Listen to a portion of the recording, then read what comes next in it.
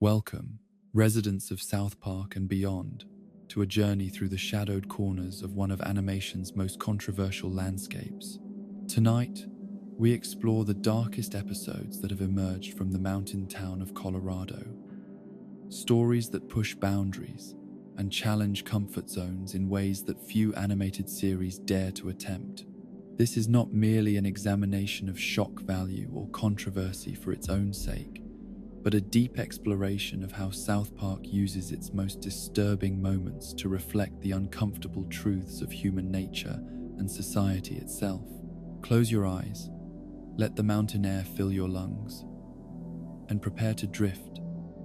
as we walk through the most unsettling chronicles of South Park's darkest episodes. In the pantheon of South Park's most psychologically devastating episodes,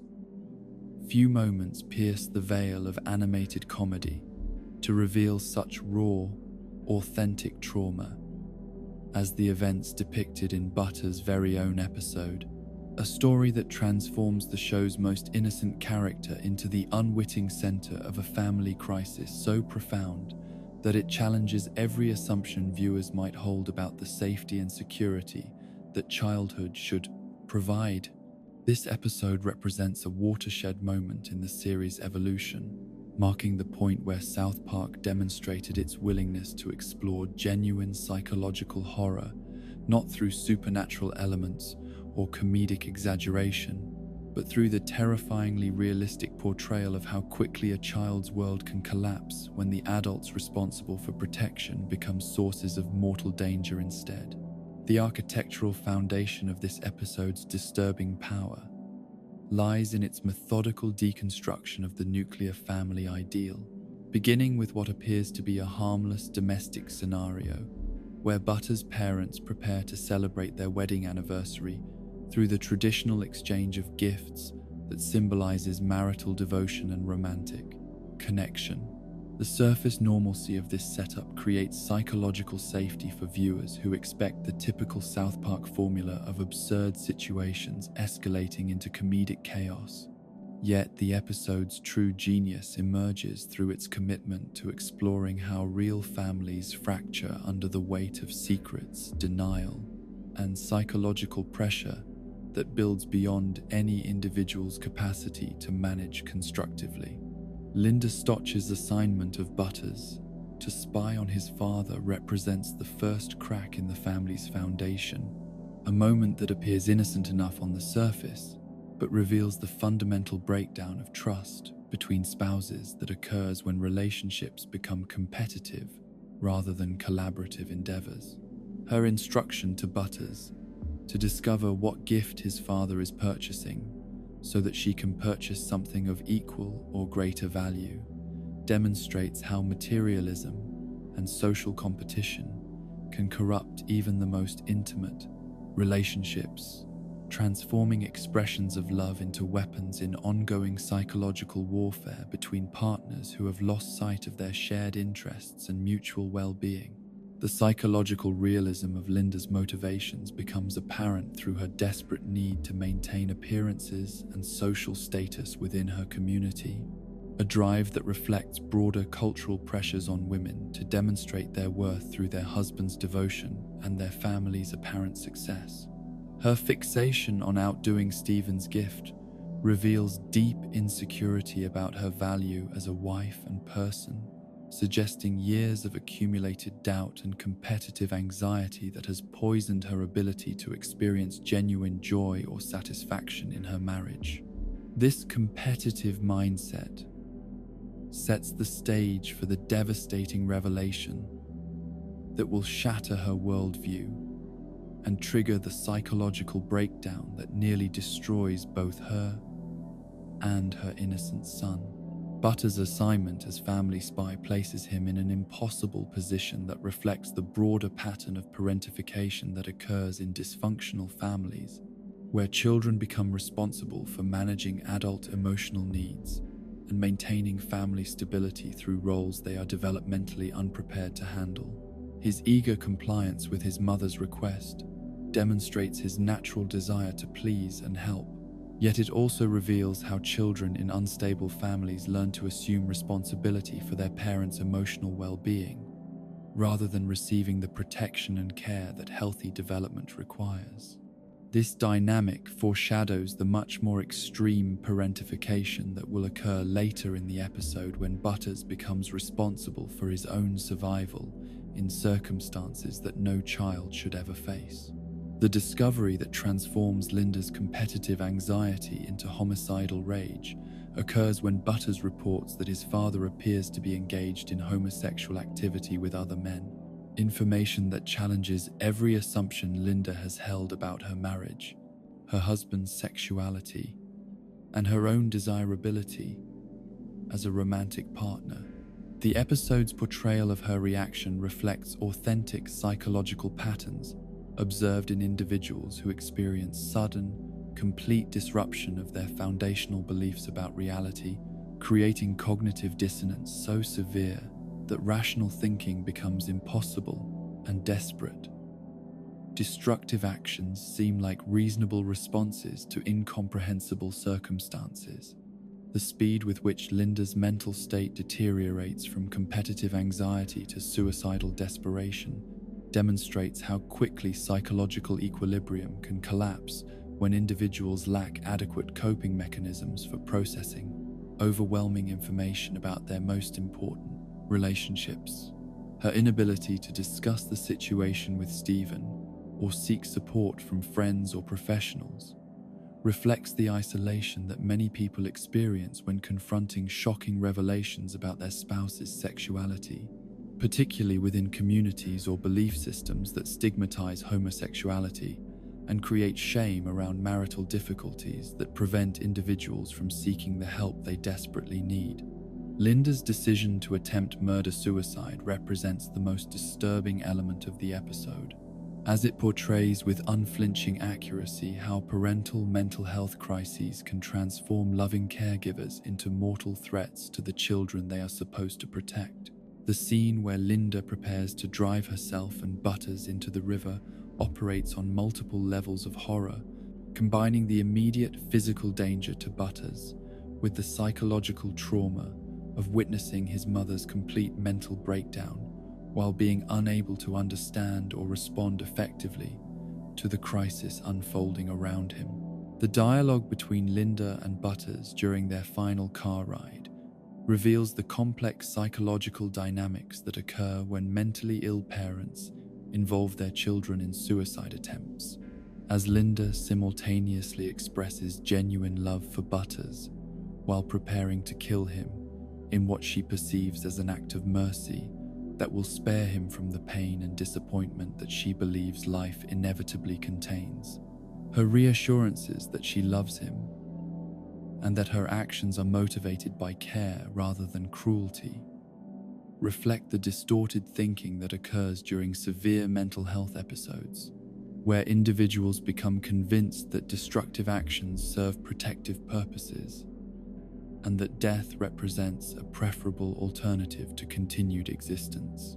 Butters' responses during this conversation demonstrate remarkable emotional resilience and psychological health as he maintains his characteristic optimism and trust, even while experiencing circumstances that would traumatize most adults beyond recovery.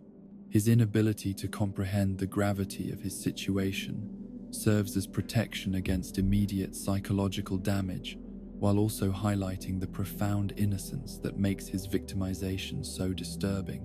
The episode suggests that his survival depends not on his understanding of the danger, but on his fundamental faith in his mother's love and his assumption that adults will ultimately act in his best interests. The attempted drowning scene itself represents one of South Park's most genuinely terrifying moments, as the episode abandons all comedic elements to focus purely on the horror of child endangerment by a trusted caregiver. The visual representation of the car filling with water, while Butters remains confused rather than panicked,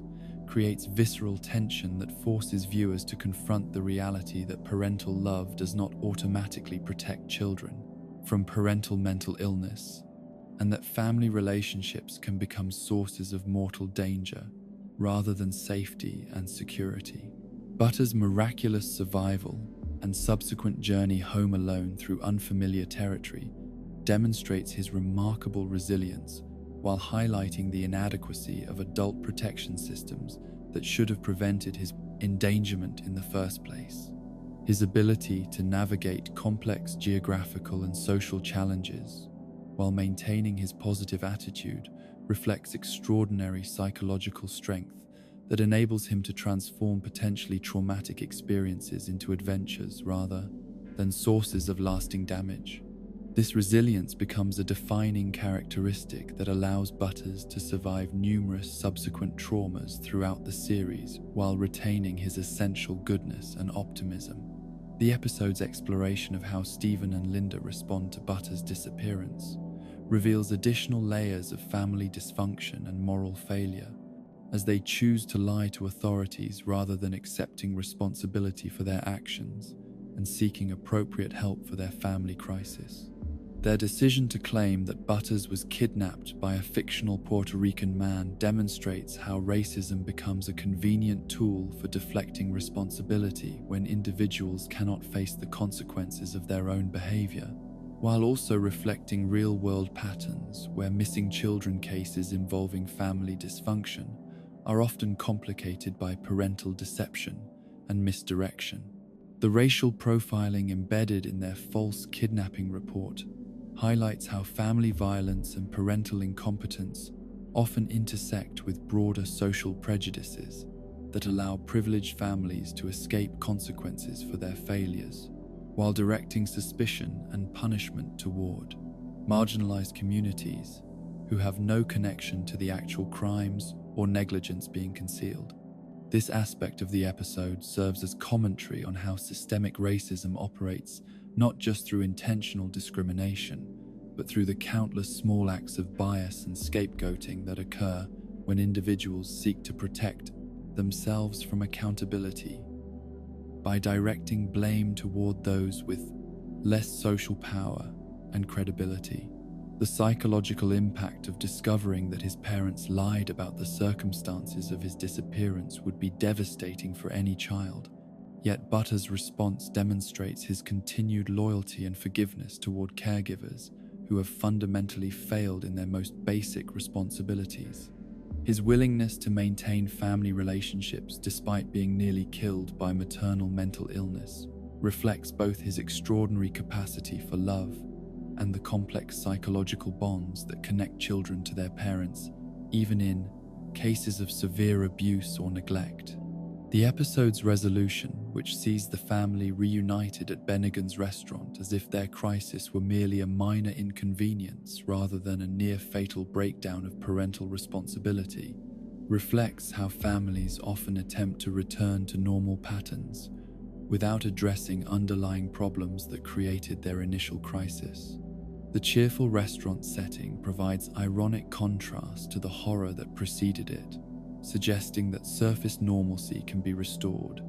even when fundamental trust and safety have been permanently damaged by parental actions that cannot be undone or forgotten. The long-term implications of Linda's attempted murder-suicide extend far beyond the immediate physical danger she created, encompassing psychological wounds that will influence Butters' development and family relationships for years to come. While his conscious memory of events may fade or be reinterpreted through his characteristically optimistic lens, the experience of nearly being killed by his mother creates unconscious patterns of hypervigilance and emotional self-protection that will affect his ability to trust caregivers and form secure attachments throughout his subsequent development. The episode's broader commentary on family dysfunction and child endangerment reflects South Park's willingness to explore genuine social problems through unflinching portrayal of their psychological and emotional consequences, rather than relying on superficial satire or comedic distance to avoid confronting difficult realities. The show's commitment to depicting authentic trauma responses and family dynamics creates educational value alongside entertainment, helping viewers recognize patterns of dysfunction and abuse that might otherwise remain hidden behind facades of normalcy and respectability. The institutional failure depicted throughout the episode extends beyond the Stotch family to encompass broader community and social service systems that fail to protect vulnerable children from dangerous family situations. The absence of effective intervention or support during Linda's mental health crisis reflects real-world inadequacies in mental health care and child protection that leave families to navigate severe crises without adequate resources or professional guidance, often with tragic results that could be prevented through earlier intervention and more comprehensive support systems.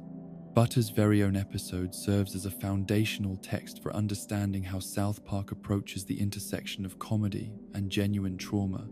establishing techniques and thematic concerns that will recur throughout the series' exploration of childhood vulnerability and adult failure.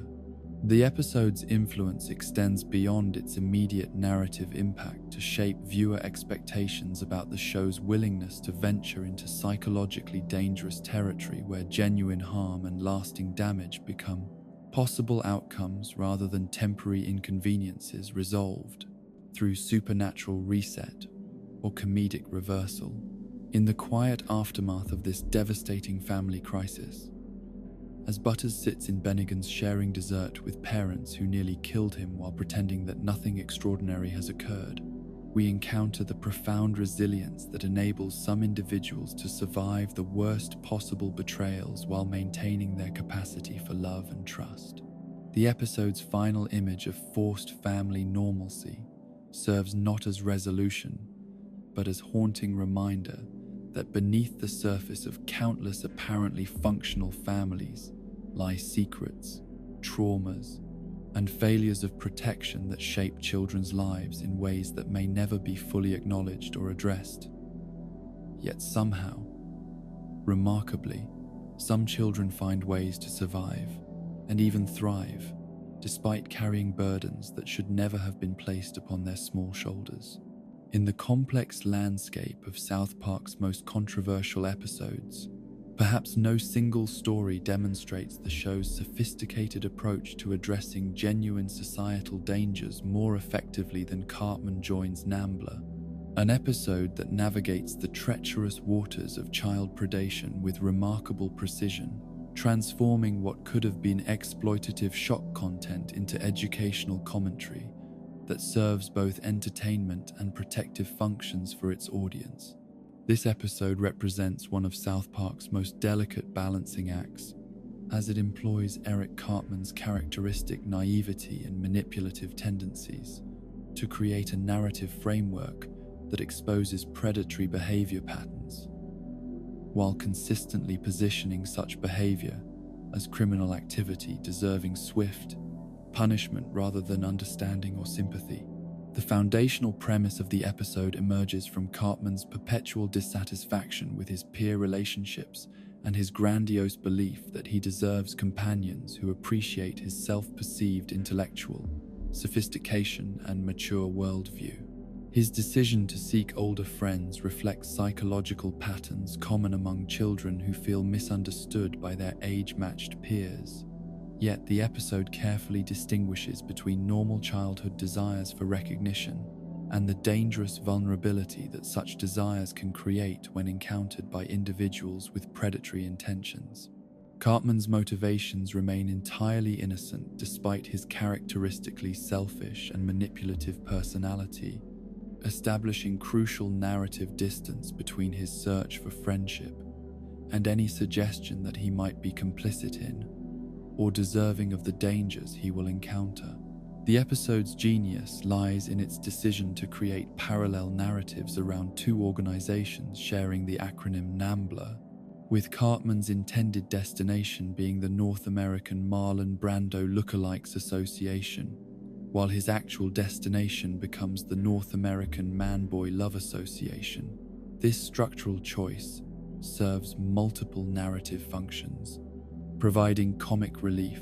through the legitimate Marlon Brando enthusiasts, while creating opportunities for law enforcement intervention that consistently portrays the predatory organization as criminal enterprise, subject to ongoing investigation and prosecution rather than alternative lifestyle, deserving tolerance or understanding. Dr. Mephisto's casual recommendation of NAMBLA membership to Cartman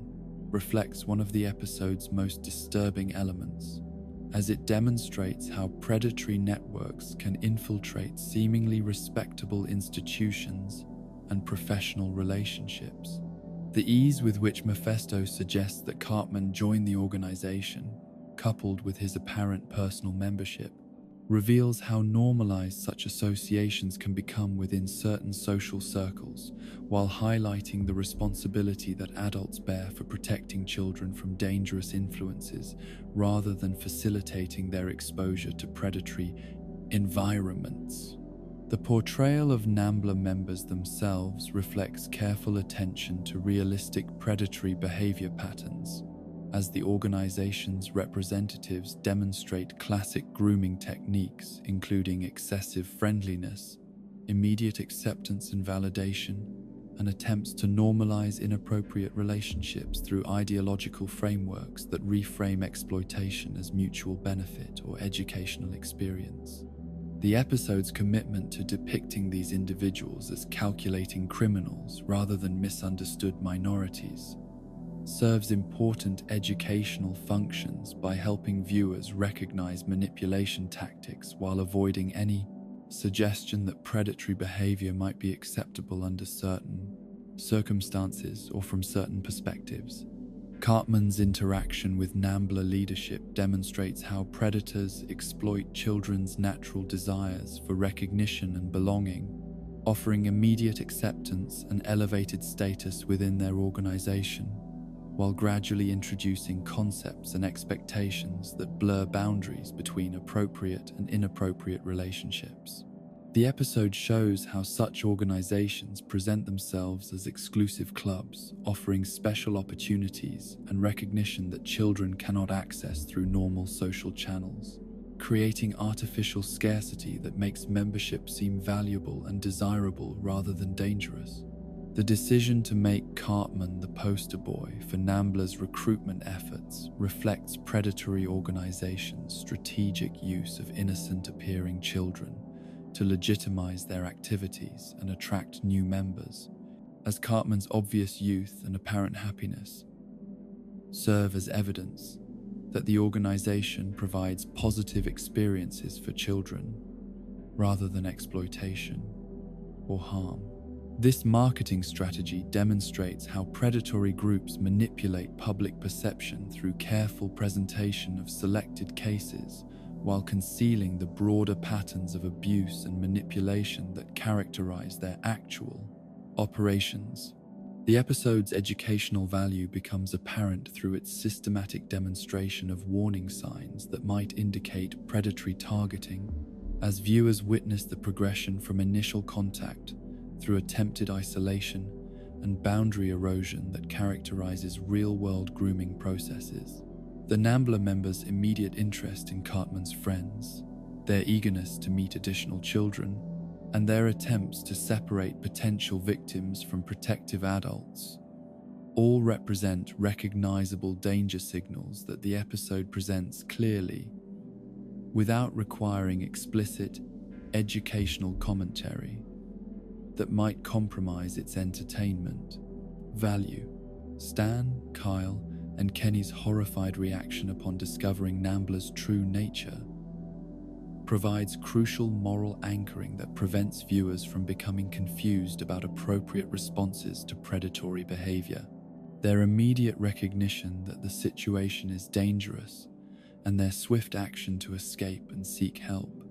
demonstrate proper protective responses, while reinforcing that children should trust their instincts when adults make them paid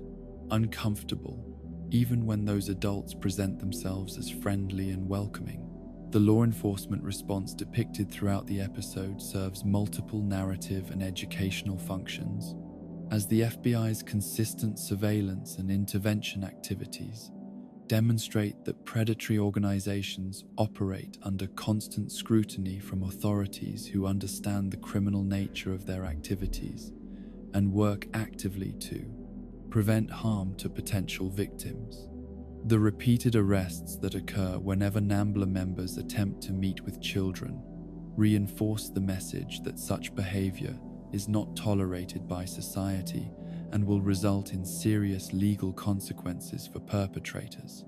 The parallel storyline involving the legitimate Marlon Brando lookalikes provides both comic relief and moral contrast, as these individuals demonstrate healthy adult behavior through their genuine interest in their shared hobby,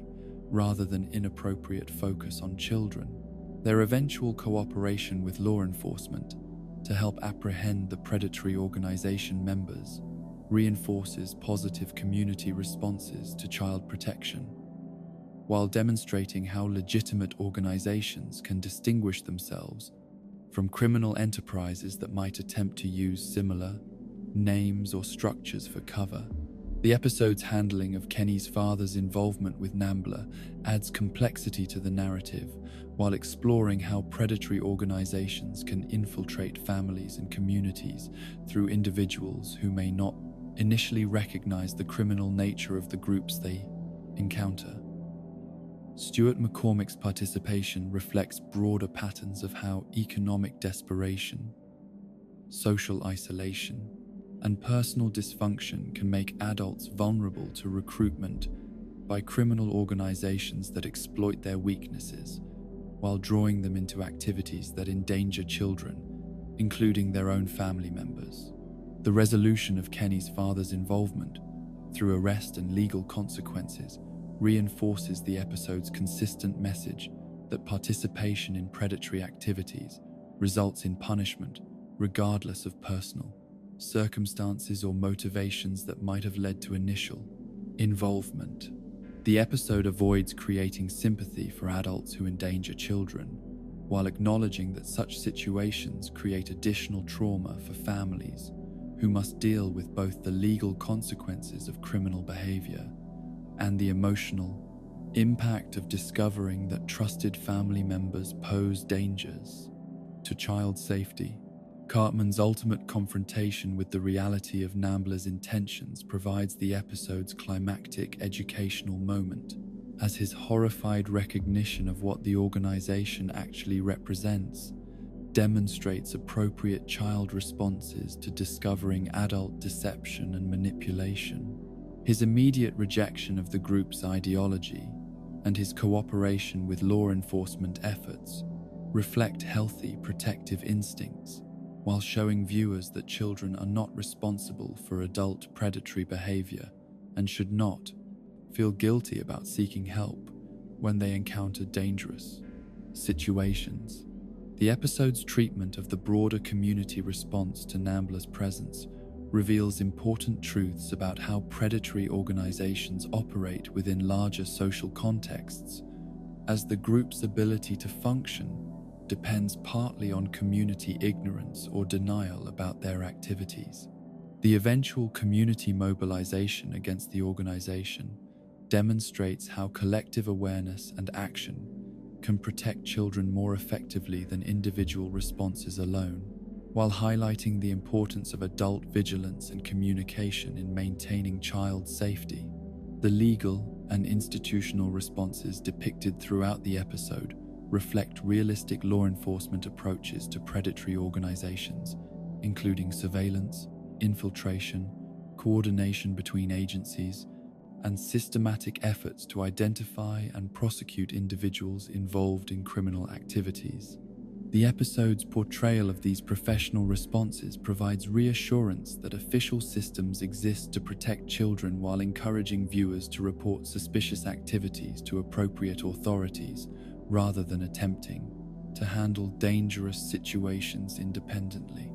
The psychological impact of Cartman's experience with NAMBLA receives limited exploration within the episode's structure, yet his apparent resilience and continued social functioning suggest that early intervention and strong support systems can help children recover from exposure to predatory targeting without lasting trauma. This optimistic portrayal serves important functions by avoiding the suggestion that contact with predatory individuals inevitably causes permanent damage, while reinforcing that appropriate adult responses can protect children from the worst consequences of such encounters. The episode's broader social commentary extends beyond specific warnings about predatory organizations to encompass questions about how society identifies and responds to threats against children, particularly when those threats emerge from individuals or groups that present themselves as legitimate or beneficial. The ease with which NAMBLA members initially blend into community structures reflects broader concerns about how predatory individuals exploit social institutions and relationships to gain access to potential victims. The moral framework established throughout the episode consistently positions child protection as a collective responsibility requiring vigilance, communication, and coordinated response from families, communities, and institutions working together to identify and eliminate threats to child safety. The episode's educational value lies not only in its specific warnings about predatory organizations, but in its broader demonstration of how protective systems function effectively when adults prioritize child welfare over personal comfort or social convenience. The lasting impact of Cartman Joins NAMBLA extends beyond its immediate entertainment value to encompass genuine contributions to child safety education through entertainment media that reaches audiences who might not otherwise encounter such information through formal educational channels. The episode's success in addressing extremely sensitive material while maintaining both comedic value and educational effectiveness demonstrates how skilled creative teams can tackle difficult social issues without compromising either entertainment quality or protective messaging.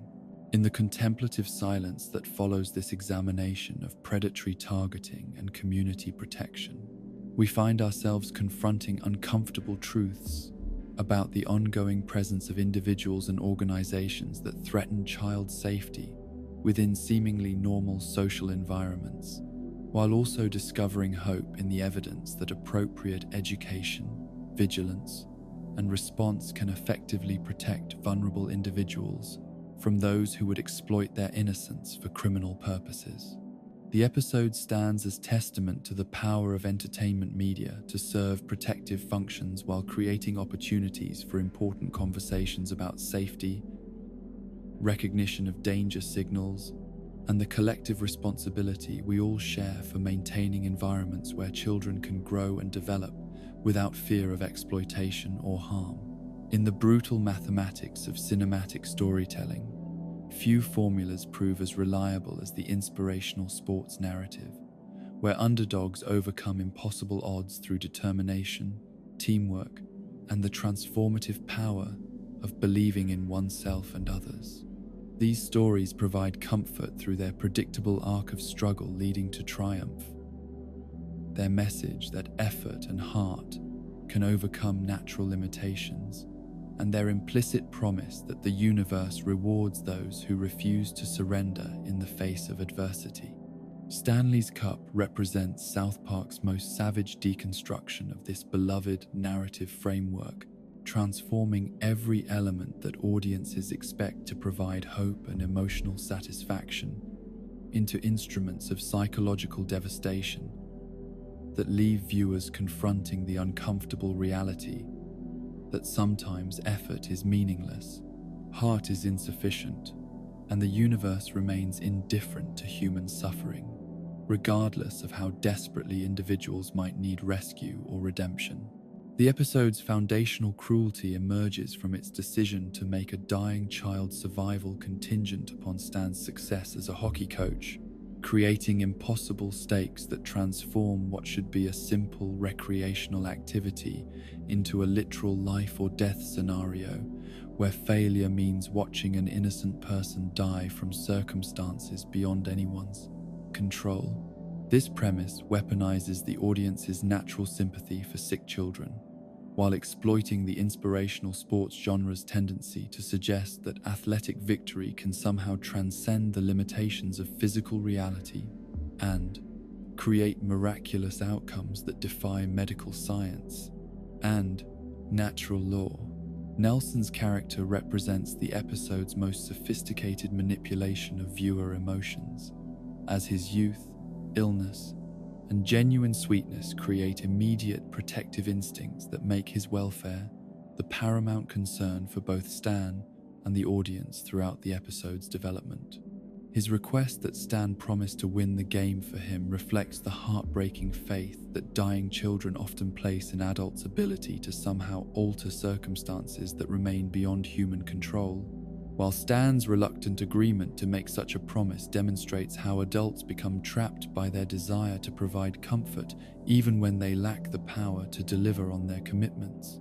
The medical framework surrounding Nelson's condition adds layers of false hope and escalating pressure that mirror real-world situations, where families and communities become invested in outcomes that depend more on chance than on human effort or divine intervention. The doctor's explicit statement that winning the game could lead to Nelson's recovery creates a supernatural causation that exists nowhere in actual medical science, yet feels emotionally true within the narrative context, reflecting how desperate people often seek connections between unrelated events when facing circumstances too overwhelming to accept as random or inevitable. Stan's reluctant acceptance of his coaching role reflects broader patterns of how individuals become responsible for outcomes beyond their control, when community pressures and moral obligations combine to create expectations that exceed any reasonable assessment of personal capability or influence. His obvious lack of qualifications for coaching, his unfamiliarity with hockey strategy, and his general discomfort with leadership responsibilities all establish the futility of expecting him to produce miraculous results through sheer determination or inspirational speeches. The Pee Wee hockey team itself embodies every disadvantage that inspirational sports narratives typically overcome through montage sequences and emotional breakthrough moments. Yet Stanley's Cup systematically demonstrates how real-world limitations cannot be transcended through narrative conventions or positive thinking. The player's youth, inexperience, and lack of natural athletic ability represent genuine obstacles that no amount of coaching, enthusiasm, or team bonding can adequately address within the time frame available for their preparation. The escalating stakes that transform a simple local game into a confrontation with professional athletes reflect the episode's commitment to pushing its anti-inspirational premise to the most extreme possible conclusion, as Stan's desperation to fulfill his promise to Nelson leads him to accept increasingly impossible challenges rather than acknowledging the futility of his situation. His decision to have his kindergarten team face the Detroit Red Wings represents the logical endpoint of inspirational thinking, taken to its absurd conclusion, where belief in the power of determination overwhelms rational assessment of realistic possibilities. The professional hockey player's response to their opponents demonstrates the episode's refusal to provide even minimal comfort through artificial fairness or consideration for the children's circumstances, as the Red Wings treat the game as a normal professional competition, rather than recognizing the humanitarian crisis that has created this bizarre matchup. Their systematic destruction of the kindergarten players reflects the cold reality that skill differences cannot be overcome through heart or determination when the gap between competitors exceeds reasonable bounds of competitive balance. The violence inflicted upon the children during the game serves multiple narrative functions, providing visceral horror that forces viewers to confront the consequences of Stan's impossible situation, while demonstrating how inspirational narratives can lead to genuinely harmful outcomes when their logic is applied to real-world circumstances where positive thinking cannot alter. Physical limitations or protect vulnerable individuals from predictable dangers. The graphic nature of the children's injuries eliminates any possibility that viewers might find comfort in moral victory or character development that supposedly justifies the suffering being inflicted. The community's response to the unfolding disaster reveals the episode's broader critique of how societies enable harmful situations through collective investment in narrative frameworks that prioritize emotional satisfaction over practical welfare and safety considerations. The spectators' continued enthusiasm for watching kindergarten children being brutalized by professional athletes reflects the audience's complicity in entertainment systems that sacrifice individual well-being for dramatic satisfaction and inspirational messaging. Stan's growing horror, as he witnesses the consequences of his decisions, provides the emotional anchor that prevents the episode from becoming pure sadistic spectacle, as his genuine care for the children and his dawning recognition of his responsibility for their suffering creates psychological realism that grounds the absurd premise in authentic human emotion. His desperate attempts to stop the game reflect normal protective instincts while highlighting how institutional momentum and community expectations can override individual moral responses when collective investment in particular outcomes becomes too powerful to resist. The episode's refusal to provide miraculous intervention or last-minute salvation represents its most crucial departure from inspirational sports conventions, as viewers accustomed to believing that sufficient suffering will ultimately produce redemptive outcomes must instead confront the possibility that some situations cannot be resolved through human effort, divine intervention, or narrative justice. The absence of rescue or reversal forces audiences to experience the full weight of consequences that inspirational stories typically avoid through supernatural resolution or convenient plot developments. Nelson's death serves as the episode's climactic rejection of every comfort that inspirational narratives typically provide, as his passing demonstrates that good intentions, community support, and individual determination cannot alter medical realities or protect innocent people from circumstances beyond human control. The timing of his death, occurring immediately after Stan's failure to deliver the promised victory, creates causal connections that feel emotionally devastating, even though they reflect correlation rather than actual causation. The psychological impact of Nelson's death on Stan provides the episode's most profound exploration of how individuals process guilt and responsibility when their actions contribute to tragic outcomes, even when those actions were motivated by compassion and undertaken with genuine intention to help rather than harm. Stan's recognition that his promise created false hope, while his coaching decisions led directly to additional suffering, creates layers of trauma that extend far beyond simple disappointment or embarrassment into genuine moral injury that will affect his understanding of his own judgment and reliability for years to come. The episode's aftermath, which sees the community moving forward as if the tragedy was simply an unfortunate sporting outcome rather than a preventable disaster caused by collective delusion and poor decision-making, reflects broader social patterns where communities avoid confronting their complicity in harmful outcomes by treating predictable consequences as unfortunate accidents rather than results of systematic failures in judgment and priority setting. The rapid normalization of Nelson's death prevents the deep reflection and policy changes that might prevent similar tragedies in the future. The broader implications of Stanley's Cup extend beyond its immediate narrative to encompass fundamental questions about how societies balance hope and realism when confronting circumstances that threaten vulnerable individuals, particularly when community investment in positive outcomes creates pressure to continue harmful courses of action, rather than acknowledging limitations and seeking alternative approaches that prioritize safety over symbolic victory. The episode suggests that inspirational thinking becomes dangerous when it prevents recognition of genuine limitations and leads to decisions that expose vulnerable people to predictable harm. The episode's treatment of media coverage and public response reveals how tragic outcomes become absorbed into entertainment narratives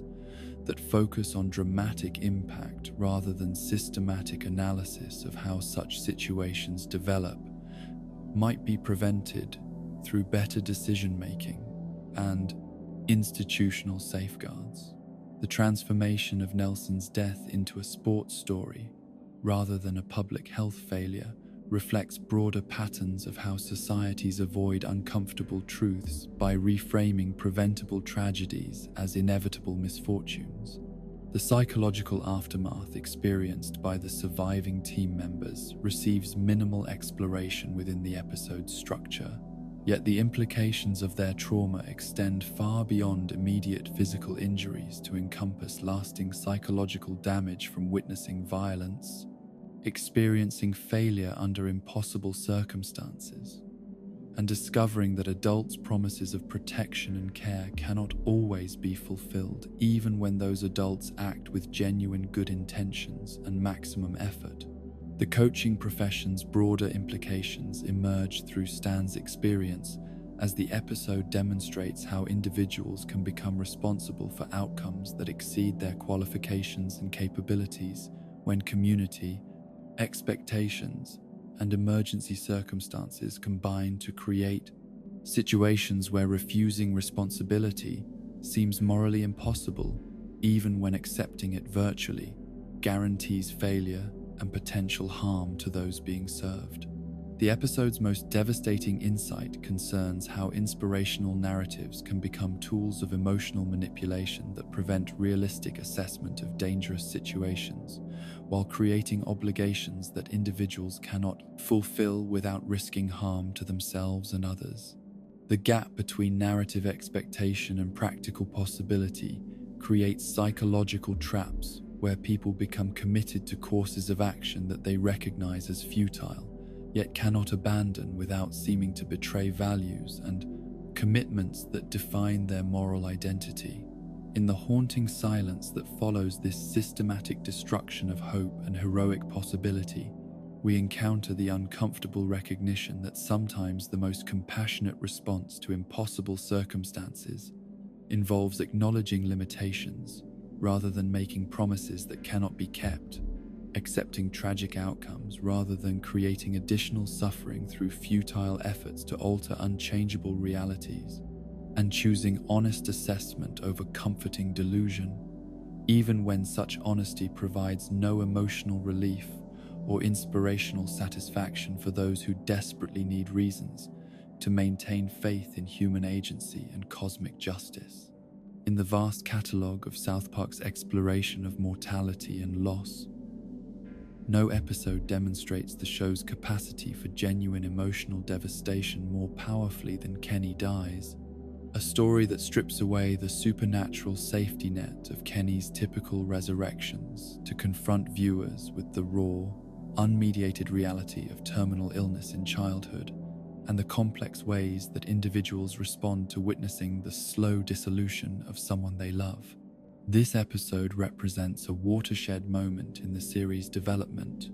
marking the point where South Park demonstrated its willingness to abandon comedic distance and fantastical elements in favor of unflinching examination of how real families and communities navigate the impossible psychological terrain of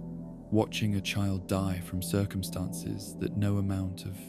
love, determination, or medical intervention can ultimately prevent. The episode's foundation lies in its decision to make Kenny's death medically realistic rather than comedically absurd, as his diagnosis with a degenerative muscular disease creates a framework where mortality becomes inevitable rather than temporary, where suffering serves no narrative purpose beyond reflecting the arbitrary cruelty that characterizes many real-world terminal illnesses, and where the typical South Park formula of resurrection and memory erasure cannot provide escape from consequences, that must be faced and processed by everyone who cares about Kenny's welfare. This commitment to medical realism forces both characters and viewers to confront death as a genuine ending rather than a temporary inconvenience that will be reversed through supernatural intervention or comedic resurrection. Kenny's portrayal throughout his illness demonstrates the show's sophisticated understanding of how terminal diseases affect children's physical capabilities, while often leaving their intellectual and emotional development intact, creating the heartbreaking contrast between a mind that remains fully aware and engaged with life and a body that can no longer support normal activities or social interactions. His gradual physical deterioration, marked by increasing weakness, mobility limitations, and medical equipment dependence, occurs alongside continued personality, development, and relationship maintenance that emphasize his humanity rather than reducing him to a collection of symptoms or a source of pity for others. The coughing that serves as the initial symptom of Kenny's condition reflects authentic disease progression patterns, while providing an auditory reminder of his declining health that creates constant background awareness of his mortality without requiring explicit discussion or acknowledgement of the seriousness of his situation. This subtle symptom development allows other characters to initially dismiss or minimize the significance of his illness, while building viewer anxiety through recognition that seemingly minor health changes often indicate much more serious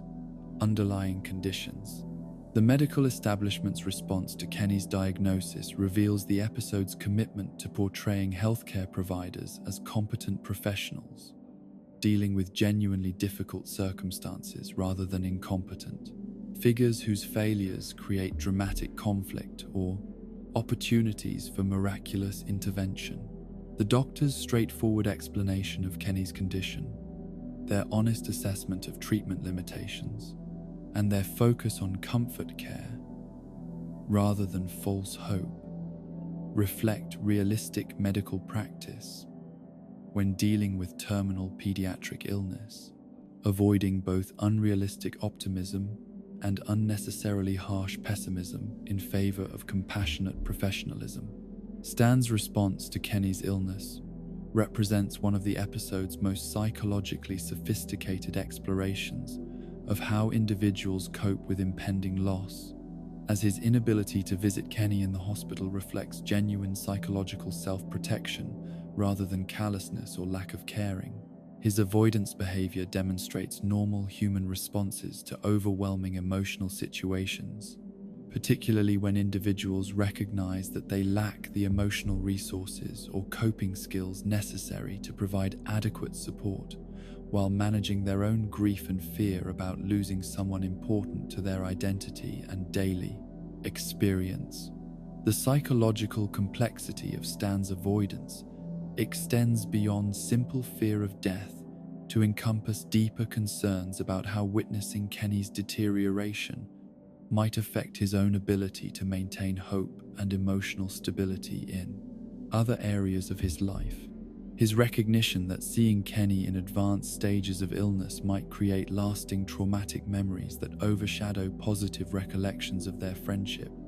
reflects sophisticated understanding of how exposure to certain types of suffering can fundamentally alter an individual's worldview and capacity for optimism about life's possibilities. Kyle's contrasting response demonstrates equally valid but fundamentally different coping strategies, as his determination to spend maximum time with Kenny reflects his need to maintain connection and provide support even when such efforts cannot alter the ultimate outcome of Kenny's illness.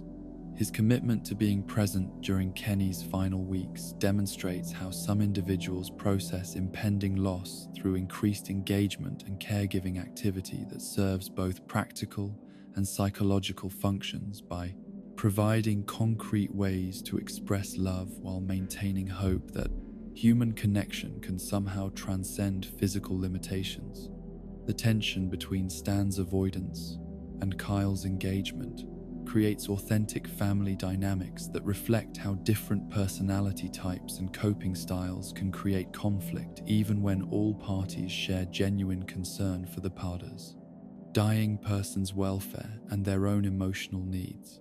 During the grieving process, their implicit criticism of each other's approaches demonstrates how grief often creates judgment and misunderstanding between people who would normally support each other. As the stress of impending loss overwhelms usual patterns of communication and mutual understanding, Cartman's exploitation of Kenny's illness for personal gain through his stem cell research campaign represents the episode's most disturbing element, as his transformation of genuine medical crisis into political opportunity demonstrates how some individuals use others' suffering as raw material for advancing their own interests, without regard for the emotional impact such exploitation has on the people directly affected by the tragedy. His ability to present himself as Kenny's advocate while pursuing completely selfish goals reflects broader patterns of how political and social movements often co-opt individual suffering for ideological purposes. The stem cell research subplot serves multiple narrative functions, providing commentary on how scientific and medical advances become entangled with political ideology in ways that prevent rational assessment of their potential benefits, while also demonstrating how complex ethical issues can be simplified into political talking points that obscure, rather than illuminate, the genuine moral considerations involved in medical research and treatment decisions. Cartman's lobbying efforts reveal how political processes can be manipulated by individuals who lack understanding of the issues they claim to champion. The congressional response to Cartman's testimony demonstrates the episode's cynical assessment of how political institutions function when confronted with emotionally compelling appeals that align with existing ideological positions, as the representatives' quick decision to reverse the stem cell research ban reflects their responsiveness to political pressure rather than careful consideration of scientific evidence or ethical implications. Their willingness to change major policy based on a child's emotional testimony reveals the instability and opportunism that characterizes much political decision-making. The tragic irony of Kenny's death occurring just as Cartman succeeds in lifting the research ban creates devastating commentary on how political victories often come too late to benefit the specific individuals whose suffering inspired advocacy efforts, while also highlighting the gap between policy change and practical implementation that prevents even beneficial decisions from providing immediate help to people facing urgent medical crises. This timing emphasizes the episode's broader theme about the limitations of human agency when confronting biological realities that operate according to their own timeline, regardless of social or political developments. Cartman's revelation that he used the stem cells to create his own Shakey's Pizza franchise rather than pursuing Kenny's treatment represents one of South Park's most shocking betrayals, as it transforms what appeared to be character development and genuine concern into the ultimate expression of narcissistic exploitation, where another person's death becomes merely an opportunity for personal profit and satisfaction. This twist recontextualizes every moment of Cartman's apparent advocacy as manipulation and deception, creating retrospective horror about how Kenny's suffering was commodified for entertainment and personal gain. The pizza franchise revelation serves broader thematic purposes by demonstrating how medical research and treatment often become divorced from the human suffering that initially motivated scientific inquiry, as commercial interests and personal ambition override humanitarian concerns and transform life-saving discoveries into profit opportunities that benefit everyone except the people whose conditions created the need for research in the first place. Cartman's Pizza restaurant becomes a grotesque symbol of how medical advances can be perverted to serve consumerism rather than healing. Kenny's final words asking for Stan create the episode's most devastating emotional climax, as his desire to see the friend who has been avoiding him throughout his illness demonstrates that dying children often maintain awareness of social dynamics and relationship conflicts, even when they lack the energy or time to address such issues directly. His question reveals the continuing importance of friendship bonds, even during terminal illness, while also creating profound guilt for Stan, who must live with knowledge that his self-protective avoidance prevented him from providing comfort during Kenny's final moments.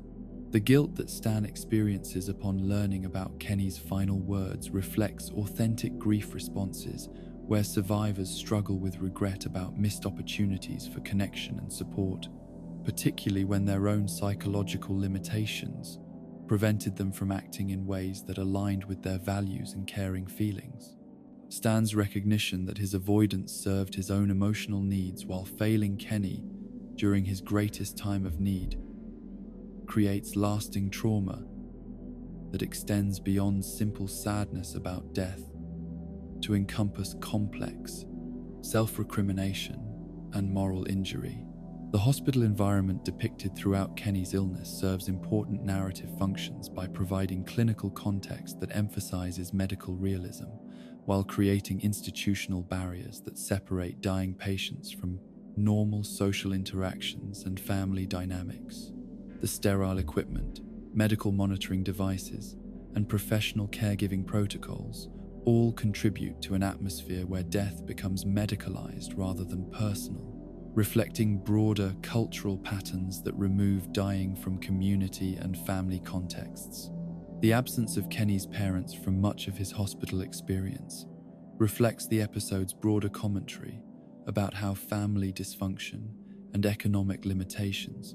can compound medical tragedies by preventing adequate emotional support during critical periods when dying individuals most need consistent presence and advocacy from people who understand their personality, preferences, and relationship needs. Their sporadic involvement creates additional isolation that makes Kenny's death more psychologically difficult, while highlighting systemic inequalities in healthcare access and family support systems. The episode's treatment of religious and spiritual dimensions of death remains largely absent, reflecting South Park's typical skepticism about supernatural comfort, while forcing characters and viewers to confront mortality as a purely biological phenomenon, without transcendent meaning or promise of continued existence in alternative forms. This secular approach to death eliminates consolation that might soften the emotional impact while requiring more honest engagement with loss as permanent ending rather than transition to different state of being. The community response to Kenny's death receives minimal exploration within the episode's structure, yet the implications of his loss extend beyond immediate family and friends to encompass broader questions about how societies support families dealing with pediatric terminal illness and whether adequate resources exist to address both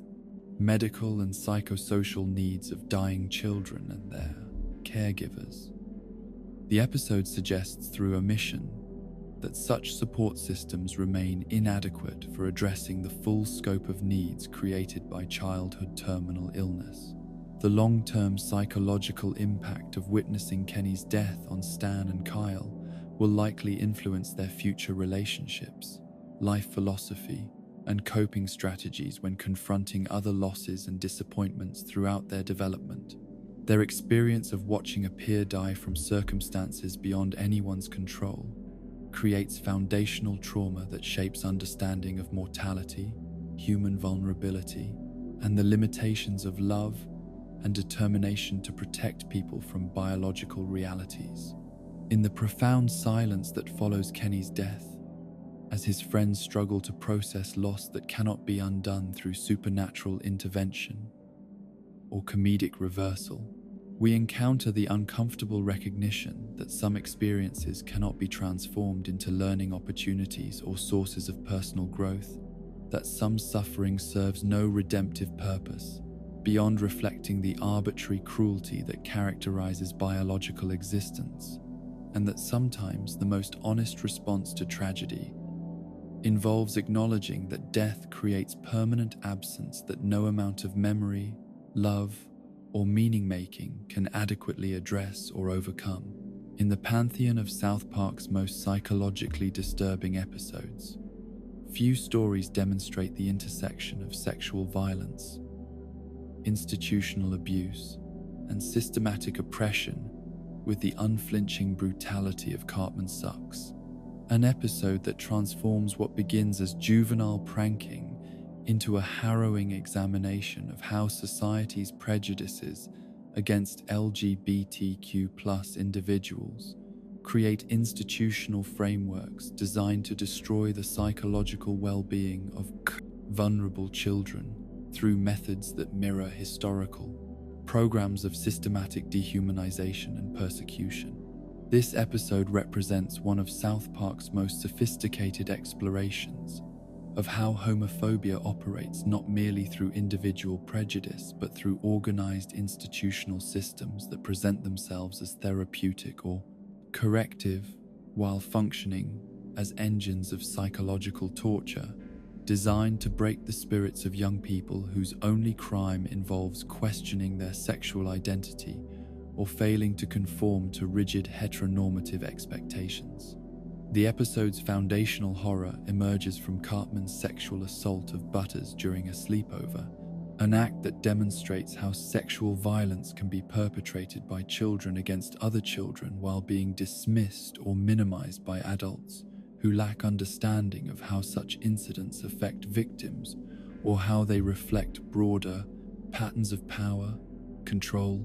and dehumanization that characterize sexual predation regardless of the perpetrator's age. Cartman's decision to photograph this assault while Butters sleeps reveals the premeditated nature of his actions and his understanding that visual documentation can serve as ongoing source of power over his victim through potential for public humiliation and social destruction. The psychological dynamics underlying Cartman's assault reflect broader patterns of how sexual violence often emerges from desires to assert dominance and control rather than sexual attraction or desire, as his motivation appears centered on creating compromising material that will provide ongoing leverage over Butters,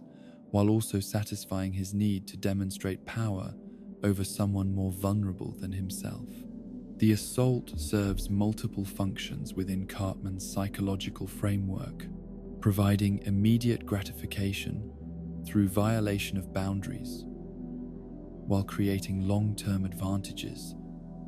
through possession of blackmail material that can be deployed whenever he needs to manipulate or control Butters' behavior.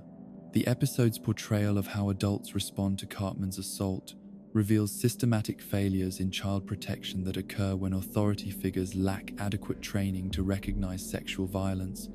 or respond appropriately to disclosures from victims who may not fully understand what has happened to them or how to articulate their experiences in ways that adults can recognize as reports of criminal behavior. The casual dismissal of Butters' confusion and distress demonstrates how institutional incompetence can compound the trauma of sexual assault by denying victims appropriate support while failing to hold perpetrators accountable for their actions. Cartman's panic about being perceived as homosexual, following his friend's explanation of what his assault actually represents, reveals the toxic masculinity and homophobia that often motivates sexual violence, as his horror at being labeled gay demonstrates that his assault was motivated by desire to establish his heterosexual dominance rather than any genuine sexual attraction to his victim. His desperate attempts to undo the perceived homosexuality of his actions through additional sexual contact with Butters reflect the illogical thinking that characterizes homophobic panic while creating additional opportunities for sexual violence disguised as corrective behavior. The moment when Stephen Stotch discovers Cartman in a compromising position with his son creates the catalyst for the episode's exploration of how parental homophobia can transform children into victims of institutional abuse when parents prioritize their own reputation and religious beliefs over their children's safety and psychological well-being. Stephen's immediate assumption that Butters is responsible for the situation demonstrates how victim blaming operates within family systems where parents cannot acknowledge that their children might be targeted by predators, or that sexual behavior between children often reflects coercion rather than mutual exploration. The conversion camp that serves as the episode's primary setting represents one of South Park's most direct engagements with real-world institutional abuse, as these facilities operate throughout the United States with minimal oversight while subjecting LGBTQ+ youth to psychological torture techniques designed to alter their sexual orientation through methods that mental health professionals have consistently identified as harmful and ineffective. The episode's portrayal of the camp's operations reflects documented practices including isolation, shame induction, forced confession, and systematic attempts to destroy self-worth through constant messaging that homosexuality represents moral failure, deserving punishment. The visual presentation of the conversion camp employs Holocaust imagery to establish clear connections between these modern institutions and historical programs of systematic persecution, as the barbed wire, guard towers, and uniformed staff create unmistakable parallels to concentration camps, while suggesting that contemporary anti-LGBTQ+ institutional abuse represents continuation of genocidal impulses that target vulnerable populations for elimination through psychological destruction, when physical elimination is not politically feasible. The propaganda techniques employed within the conversion camp reflect sophisticated understanding of how indoctrination operates through repetitive messaging, social isolation, peer pressure, and systematic erosion of individual identity and self-worth, until victims internalize the institution's ideology and begin policing their own thoughts and behaviors according to externally imposed standards. The constant bombardment of anti-homosexual messaging creates psychological environments where questioning or resistance becomes increasingly difficult as victims lose connection to their authentic selves and begin adopting the bomb institution's framework for understanding their identity and worth. The epidemic of suicide attempts among camp participants represents the episode's most devastating indictment of conversion therapy practices, as the systematic psychological abuse inflicted by these institutions regularly results in self-harm and suicide among young people who cannot reconcile their authentic sexual orientation with the shame and self-hatred that the programs deliberately cultivate. The casual way that camp staff discuss suicide attempts reveals their complete indifference to the human cost of their ideological mission, while highlighting how institutional abuse often becomes normalized through bureaucratic processes that treat human suffering as acceptable collateral damage. Bradley's suicide attempt serves as the episode's emotional climax, while providing realistic portrayal of how conversion therapy victimizes young people who enter these programs seeking acceptance and support, but instead encounter systematic rejection of their fundamental identity and worth as human beings. His desperation and self-hatred reflect the psychological damage that results when institutions dedicated to healing instead inflict trauma through methodical destruction of self-esteem and identity coherence. Butters' intervention during Bradley's crisis demonstrates remarkable emotional intelligence and moral courage, as his instinctive understanding that self-acceptance represents the antidote to institutionally induced shame enables him to provide life-saving support despite his own confusion about sexual identity and his lack of formal training in crisis intervention. His speech about divine acceptance of human diversity reflects theological sophistication that surpasses the narrow fundamentalism promoted by the conversion camp, while offering genuine spiritual comfort based on love rather than condemnation. The theological framework that Butters articulates during his intervention reflects more sophisticated religious thinking than the simplistic condemnation promoted by conversion therapy advocates, as his suggestion that divine creation of diverse human sexuality implies. Divine acceptance of that diversity provides logical foundation for affirming theology that embraces LGBTQ+ individuals, rather than seeking to eliminate or change them. His reasoning demonstrates how genuine religious reflection can lead to conclusions opposite those promoted by institutional religion when theological inquiry prioritizes love and acceptance over control and conformity. The episode's resolution,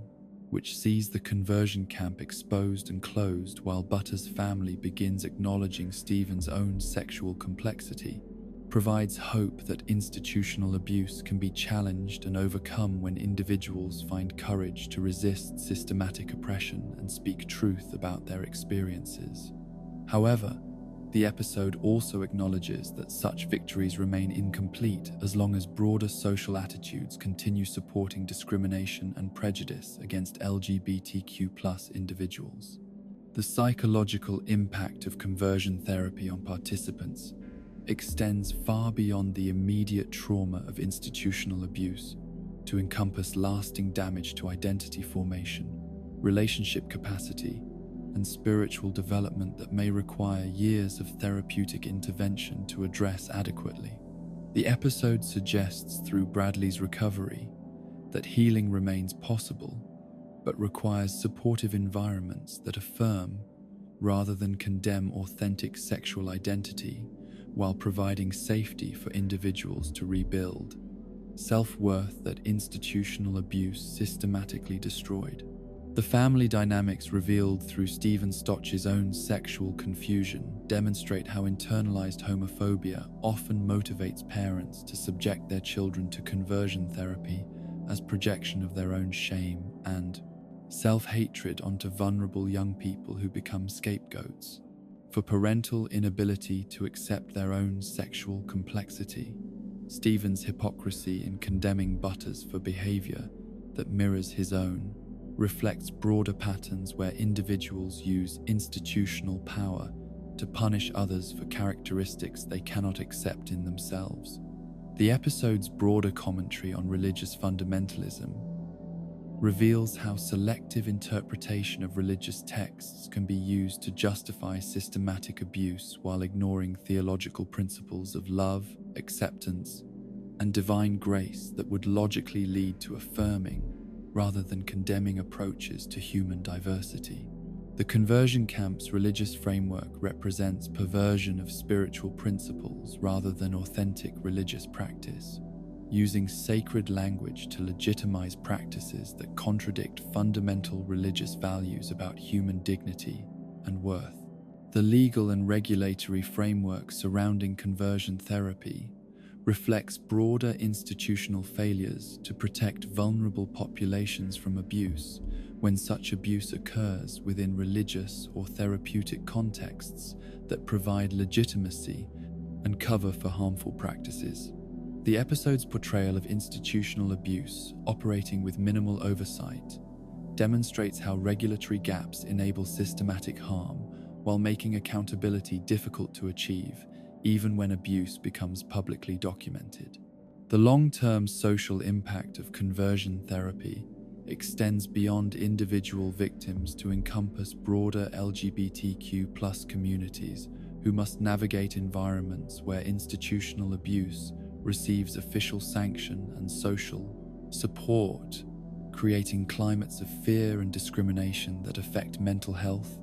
family relationships, and community cohesion for sexual and gender minorities throughout their development and adult lives.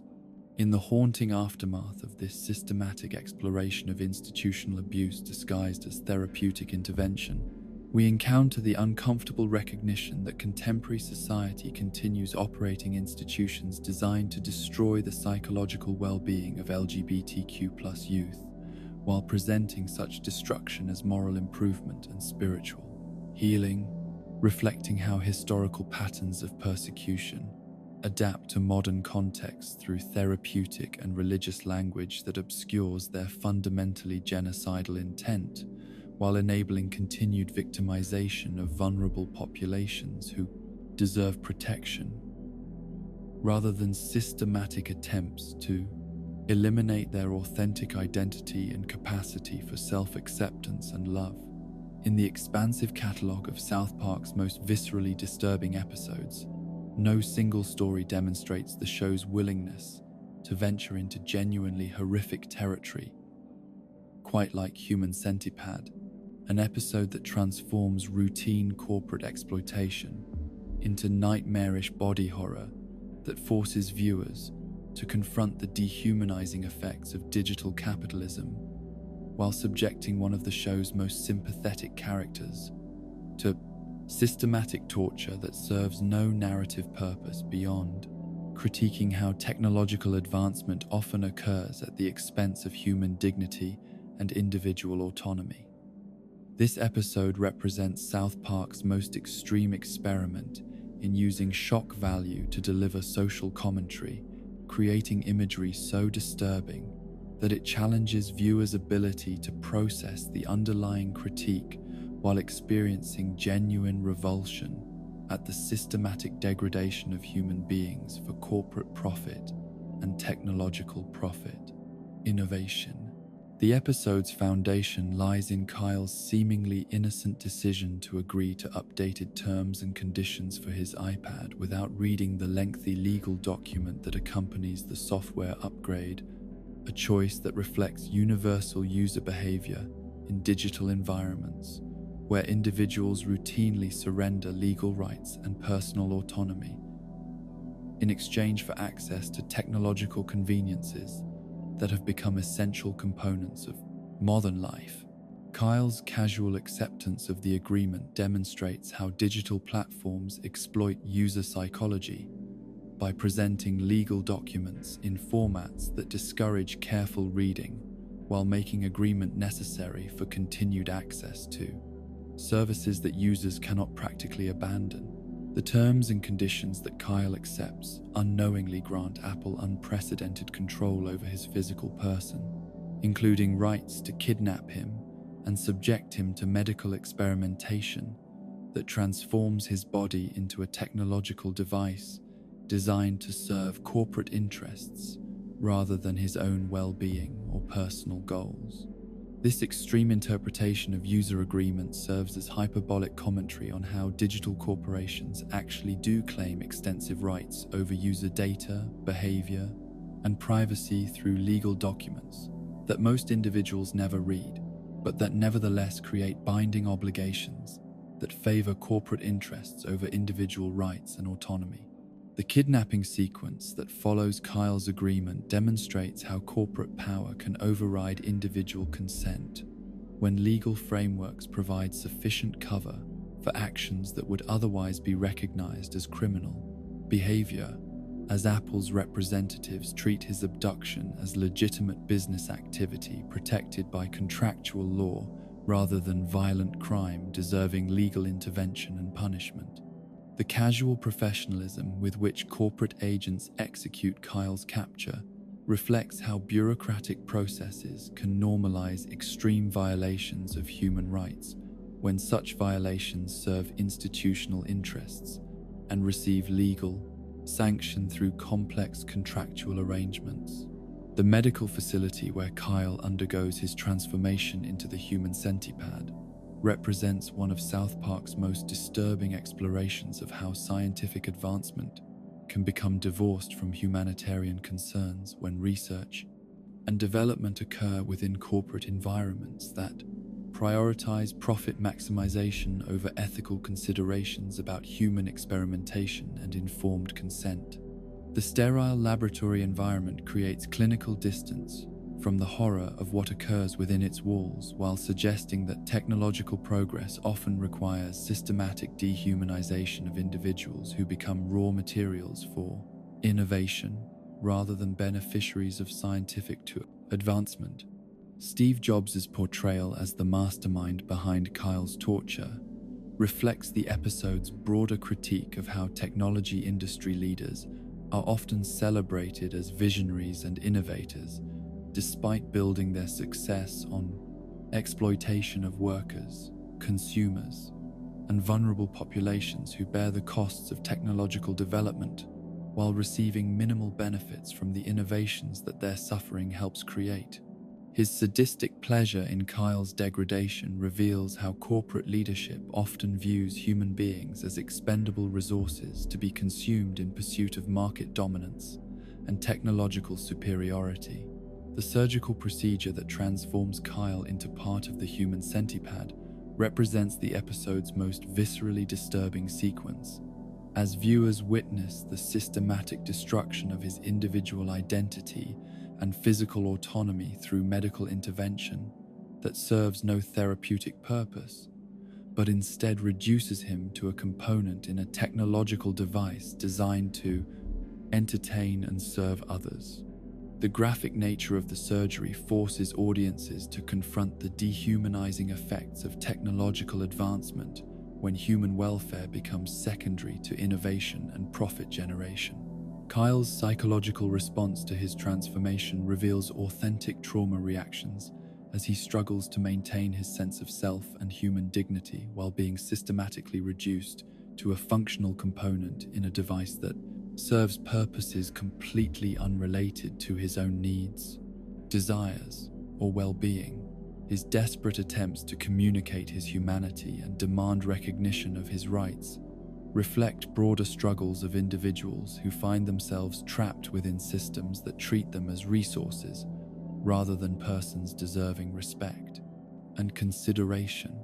The ongoing torture that Kyle experiences as part of the human centipede's operation creates sustained psychological horror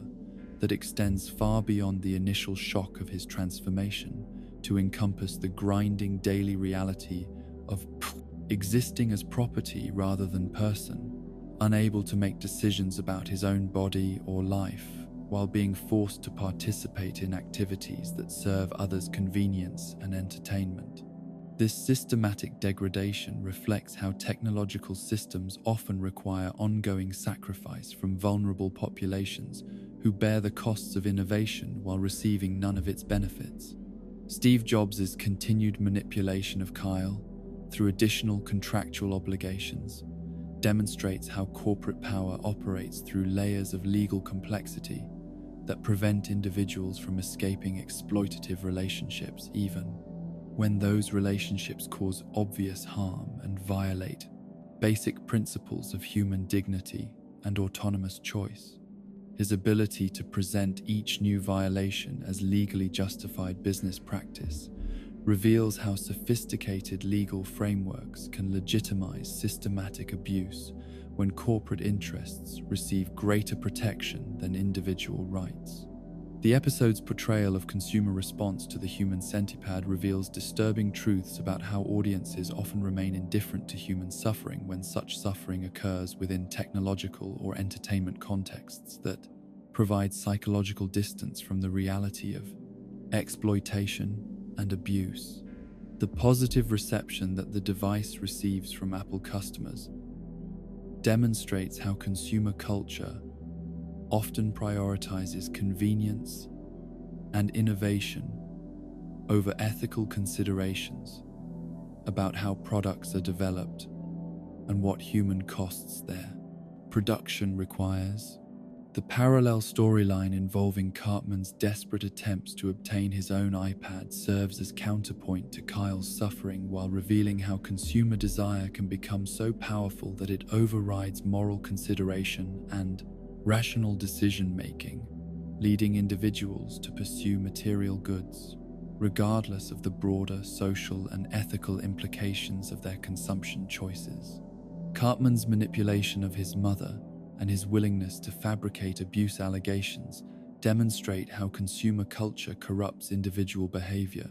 while creating environments where genuine suffering becomes difficult to distinguish from manufactured crisis. The Child Protective Service's response to Cartman's false allegations creates additional layers of institutional failure as social workers and legal authorities become instruments in his manipulation rather than protectors of vulnerable individuals who might actually need intervention and support. This subplot reveals how consumer culture can corrupt institutions designed to protect children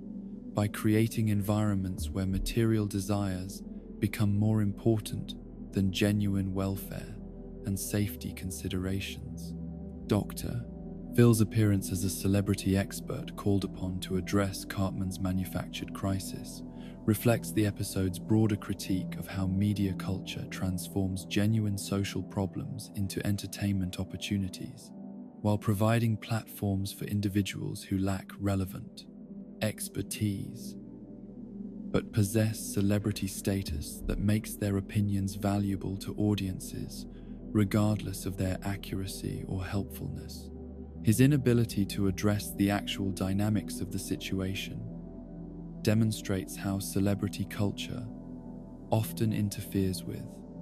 rather than supports, effective problem solving. The resolution of Kyle's situation through legal technicalities rather than moral recognition of his suffering demonstrates how institutional systems often fail to address the underlying ethical problems that create exploitation and abuse, instead focusing on procedural compliance that may restore individual freedom without addressing the broader structural issues that enabled the exploitation to occur in the first place. Kyle's liberation occurs not because authorities recognize his fundamental rights, but because legal loopholes provide escape routes from contractual obligations. The episode's aftermath, which sees Kyle physically restored, but psychologically damaged by his experience, reflects realistic trauma responses to systematic dehumanization, while suggesting that some violations of human dignity create lasting psychological wounds that cannot be healed through simple restoration of previous circumstances. His ongoing awareness of how easily he was reduced to property status creates permanent vulnerability and anxiety about future technological interactions that will affect his relationship with digital systems throughout his development. The broader implications of the Human Centipede episode extend beyond its immediate narrative to encompass fundamental questions about how technological advancement should be regulated and controlled to ensure that innovation serves human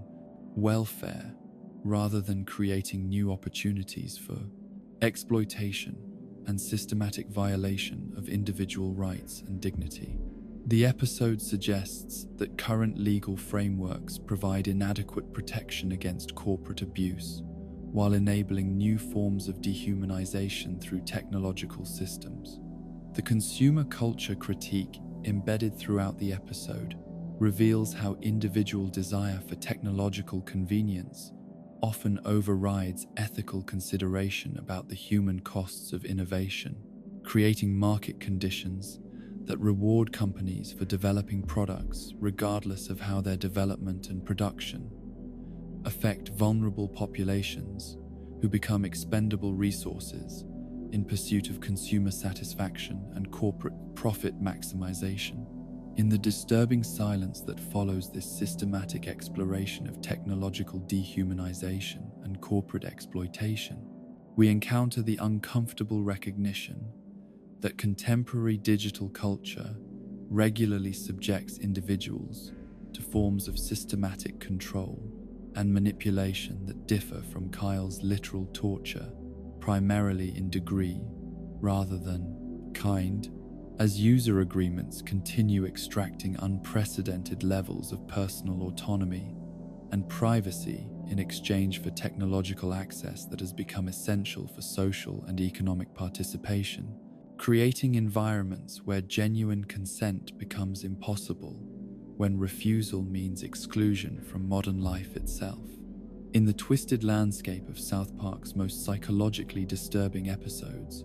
few stories demonstrate the show's capacity for subverting cherished cultural traditions quite like Woodland Critter Christmas, an episode that transforms the innocent imagery of holiday celebration into a nightmarish exploration of religious extremism, cult indoctrination, and the systematic corruption of childhood innocence through ideological manipulation that presents itself as wholesome community activity, while serving fundamentally evil purposes that exploit children's natural desire to help others and participate in meaningful seasonal rituals. This episode represents one of South Park's most sophisticated examinations of how extremist religious movements recruit vulnerable individuals through appealing surface presentations that conceal malevolent intentions, creating psychological environments where participation in genuinely harmful activities seems like moral obligation and spiritual duty, rather than complicity in systematic evil and destruction. The episode's foundational horror emerges from its deliberate inversion of Christmas special conventions. As Stan encounters woodland creatures whose apparent innocence and seasonal enthusiasm mask their devotion to satanic ideology and their systematic planning for apocalyptic events that will destroy human civilization through the birth of the Antichrist. This structural choice demonstrates how extremist movements often exploit familiar cultural frameworks and beloved traditions to normalize radical ideologies and create entry points for recruiting individuals who would reject overtly extremist messaging, but remain vulnerable to manipulation when dangerous ideas are presented within contexts that feel safe and familiar. The woodland creatures' initial presentation as cheerful Christmas celebrants reflects sophisticated understanding of how cult recruitment operates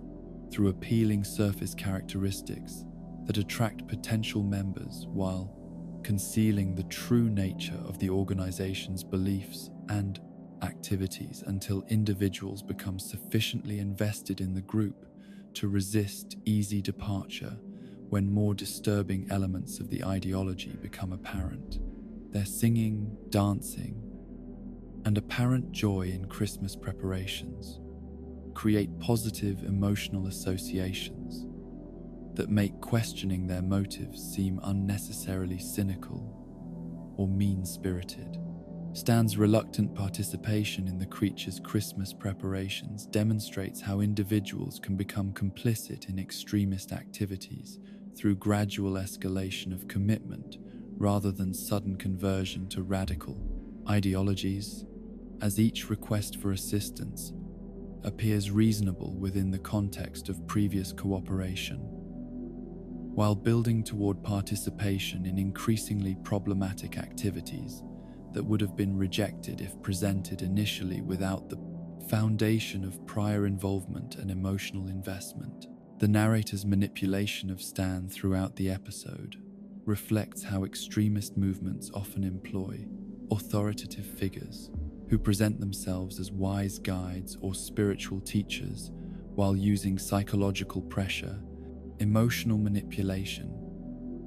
to override individual autonomy and critical thinking capabilities. The narrator's ability to force Stan into actions he clearly wishes to avoid demonstrates how authoritarian religious movements eliminate personal choice through creating environments where resistance appears selfish or spiritually deficient rather than rational self-protection. The mountain lion's role as natural enemy of the woodland creatures serves multiple symbolic functions, representing both the protective instincts that oppose extremist manipulation and the rational thinking that challenges ideological frameworks based on fantasy and wish fulfillment rather than evidence and ethical consideration. Her annual attempts to prevent the porcupine's birth reflect how healthy social systems naturally resist extremist activities, while highlighting how such resistance is often characterized as evil or destructive by groups whose activities genuinely threaten community welfare and individual safety. Stan's manipulation into killing the mountain lion represents the episode's most crucial moment of moral corruption, as his participation in violence against a protective figure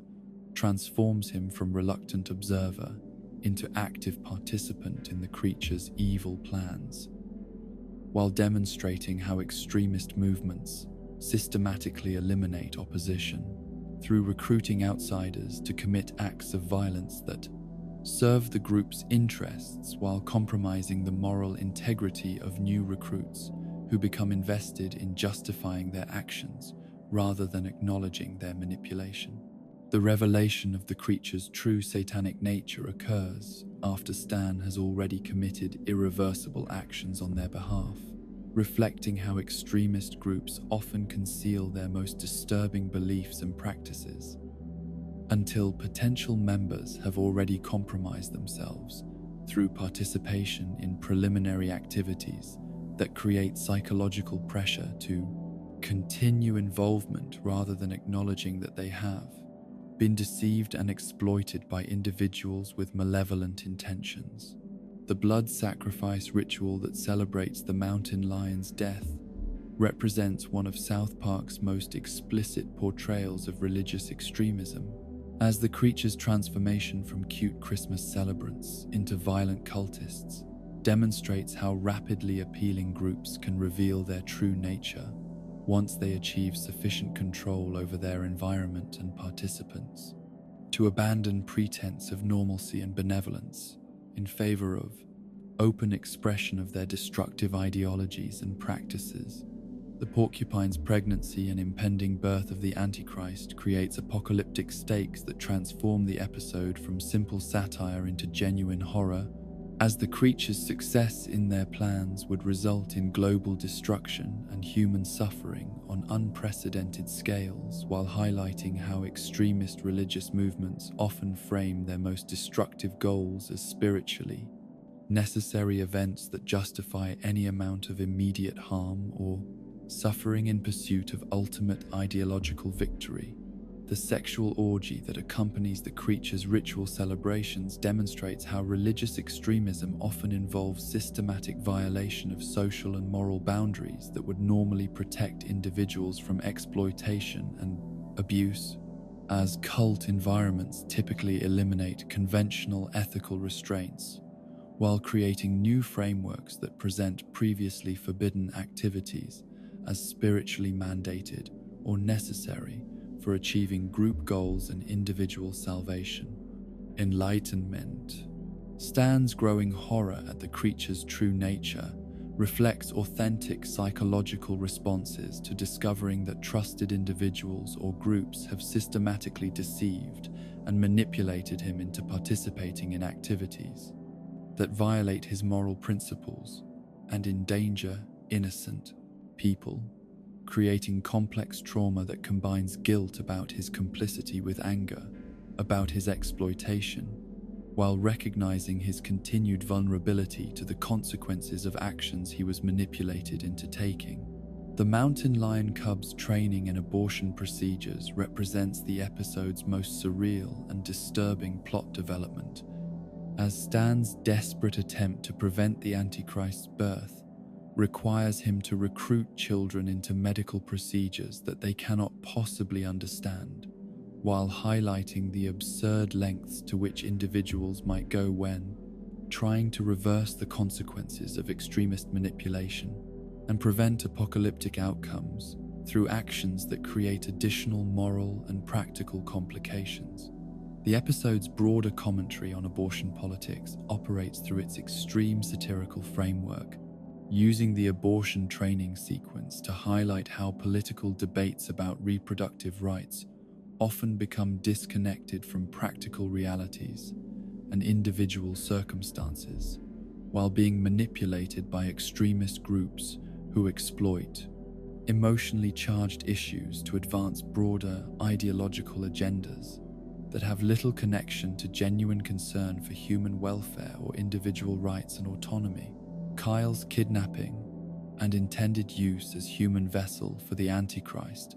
demonstrates how extremist movements typically target vulnerable individuals who lack adequate protection or whose disappearance might not trigger immediate investigation and rescue efforts,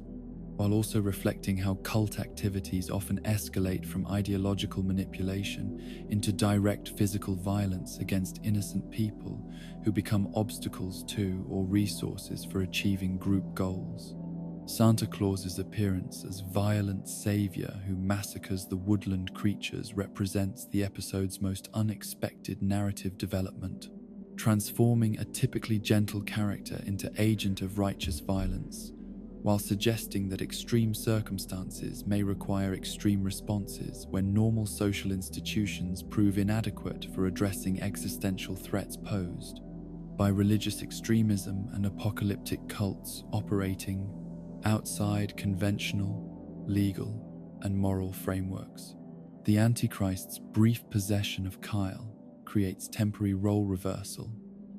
where the episode's primary victim becomes agent of destruction, while highlighting how extremist ideologies can corrupt even innocent individuals when they become exposed to sufficiently powerful manipulation or when circumstances force them to adopt destructive mindsets as survival strategies in environments where normal moral reasoning has been systematically undermined or eliminated. Kyle's subsequent regret about his decision to host the Antichrist reflects realistic psychological responses to participating in destructive activities under extreme duress,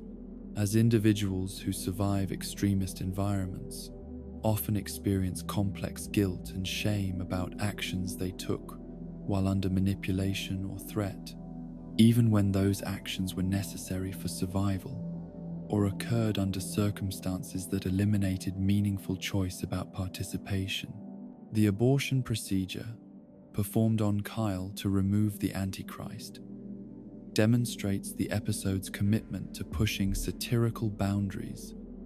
while creating genuinely disturbing imagery that forces viewers to confront uncomfortable questions about when violence becomes necessary to prevent greater harm, and how societies should respond to existential threats that cannot be addressed through conventional, legal, or diplomatic means. The episode's resolution through Santa's intervention and the mountain lion's resurrection provides supernatural deus ex machina that restores order while avoiding realistic consequences that would make the story too disturbing for comedic consumption. Yet this fantastical conclusion does not diminish the episode's psychological impact or its effective demonstration of how quickly appealing groups can become sources of extreme danger when their true motivations remain hidden until individuals have already become vulnerable to manipulation and exploitation. The final revelation that the entire story represents Cartman's creative writing assignment provides metafictional commentary on how disturbing narratives can emerge from individual psychological issues and creative expression, while suggesting that extreme stories may sometimes reflect underlying concerns about real-world dangers rather than pure fantasy or entertainment creation, highlighting how fiction often serves as safe space for exploring fears and anxieties about genuine social and psychological threats. In the haunting aftermath of this systematic exploration of religious extremism, disguised as wholesome community celebration, we encounter the uncomfortable recognition that contemporary society contains numerous groups and movements that exploit familiar cultural frameworks and appealing surface presentations to recruit vulnerable individuals into ideological systems that prioritize abstract goals over human welfare, while creating environments where systematic deception, manipulation, and violence become normalized through religious or spiritual language that obscures rather than illuminates the genuine moral implications of participating in activities that serve destructive rather than constructive purposes in human, community, and individual development. In the annals of South Park's most emotionally devastating episodes, no single story captures the intersection of personal loss, institutional manipulation, and creative betrayal quite like The Return of Chef. An episode that transforms the departure of one of the series' most beloved characters into a harrowing meditation on how cult indoctrination can destroy the fundamental humanity of individuals while forcing their loved ones to witness the systematic erasure of everything they cherished about. Relationships that once provided comfort, guidance, and unconditional love. This episode represents South Park's most personal and vindictive creative response to real-world events, as the creators channeled their genuine grief and anger about Isaac Hayes' departure from the show into a narrative framework that serves simultaneously as eulogy for a lost friend and vicious attack on the institutional forces they held responsible for stealing someone they cared deeply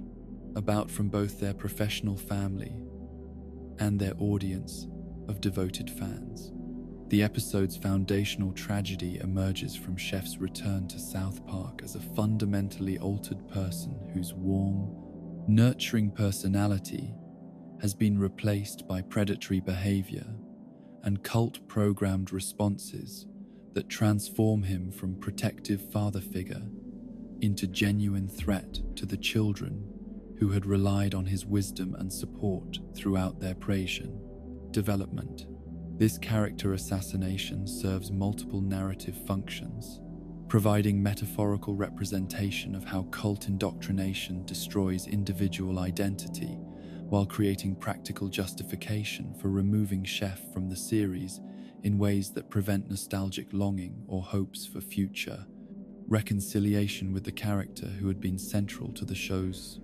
emotional landscape. The Super Adventure Club that serves as the episode's primary antagonist operates as transparent allegory for Scientology,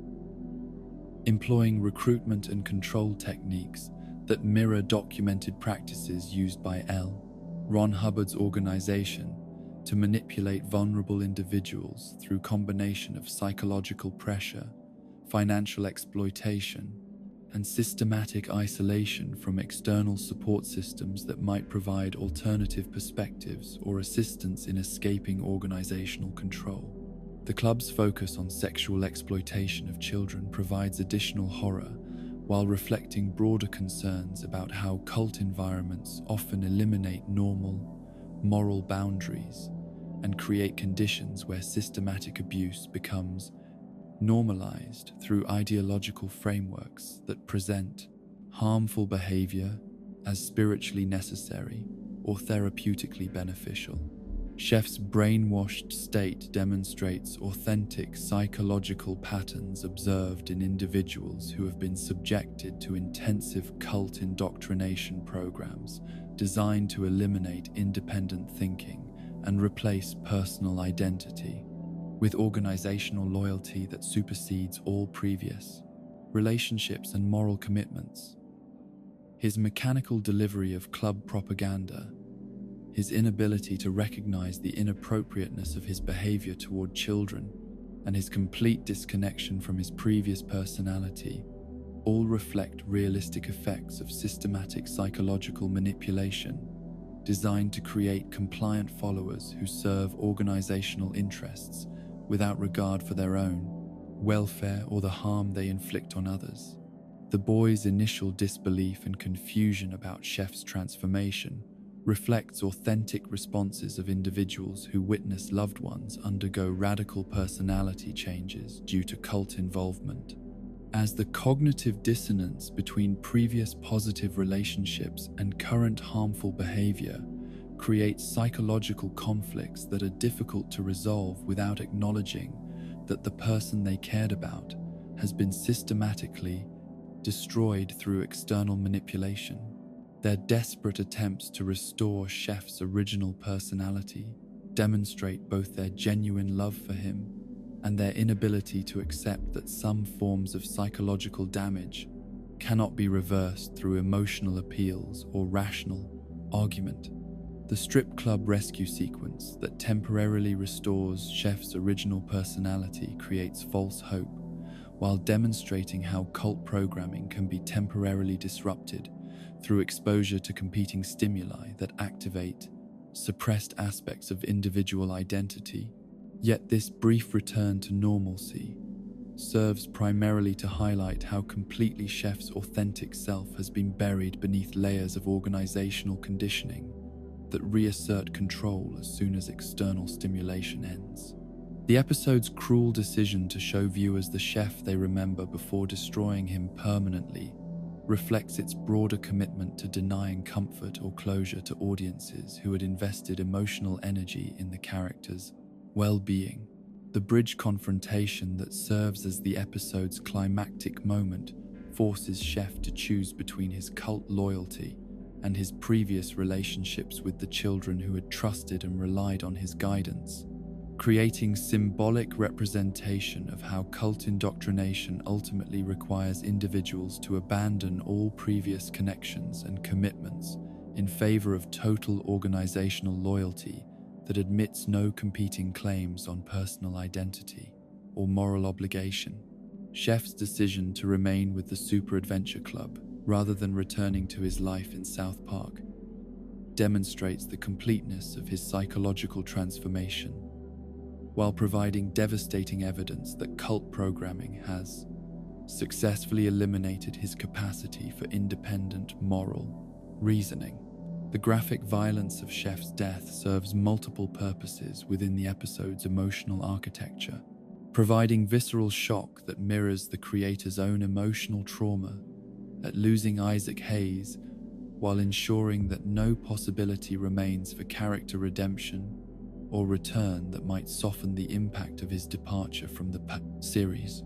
The deliberate grotesqueness of his demise reflects genuine anger and vindictiveness toward the institutional forces that the creators held responsible for Hayes' departure, transforming narrative necessity into opportunity for symbolic revenge against organizations that destroy individual identity and relationships for institutional gain. The mechanical resurrection of Chef as Darth Chef provides additional insult to the character's memory, while creating ongoing antagonist who embodies everything that the original Chef opposed, as his transformation into evil cyborg eliminates any remaining traces of the nurturing personality that had made him beloved, while ensuring that future appearances will serve as reminders of loss rather than sources of comfort or nostalgic pleasure. This creative choice demonstrates the episode's commitment to denying audiences any form of consolation or positive resolution to Chef's story. The boys' funeral eulogy for Chef serves as the episode's most direct communication with Isaac Hayes himself, as their words clearly address the real-world departure rather than simply the fictional character's death, creating metafictional commentary that breaks the fourth wall, while providing creators with platform for expressing their personal feelings about losing someone they had worked with and cared about for years. Their distinction between remembering Chef as he was versus accepting what he became reflects broader themes about how to process relationships with individuals who become involved in destructive organizations. The episode's broader commentary on Scientology operates through its portrayal of the Super Adventure Club as a predatory organization that exploits vulnerable individuals through promising spiritual advancement and community belonging, while actually providing systematic abuse and isolation that serves leadership's financial and psychological interests rather than members' genuine welfare or development. The club's focus on child exploitation adds additional horror, while reflecting documented concerns about how cult environments often eliminate normal protective boundaries and create conditions where systematic harm becomes rationalized through ideological frameworks. The psychological impact of witnessing Chef's transformation and destruction on Stan, Kyle, Kenny, and Cartman receives limited exploration within the episode's structure, yet the implications of losing their primary adult supporter and guide extend far beyond immediate grief to encompass fundamental questions about trust, reliability of adult protection, and the possibility that even the most caring relationships can be destroyed through external forces beyond their control or understanding. Chef's loss eliminates a crucial source of emotional stability and practical guidance that had helped them navigate numerous previous crises. The institutional critique embedded throughout the episode extends beyond specific condemnation of Scientology to encompass broader concerns about how religious and therapeutic organizations can exploit legal protections and social respectability to engage in systematic abuse while avoiding accountability through claiming religious freedom or therapeutic privilege that shields their activities from external oversight or intervention. The Super Adventure Club's ability to operate openly despite engaging in obviously harmful activities reflects real-world regulatory failures that enable cult abuse. The episode's treatment of cult recovery and deprogramming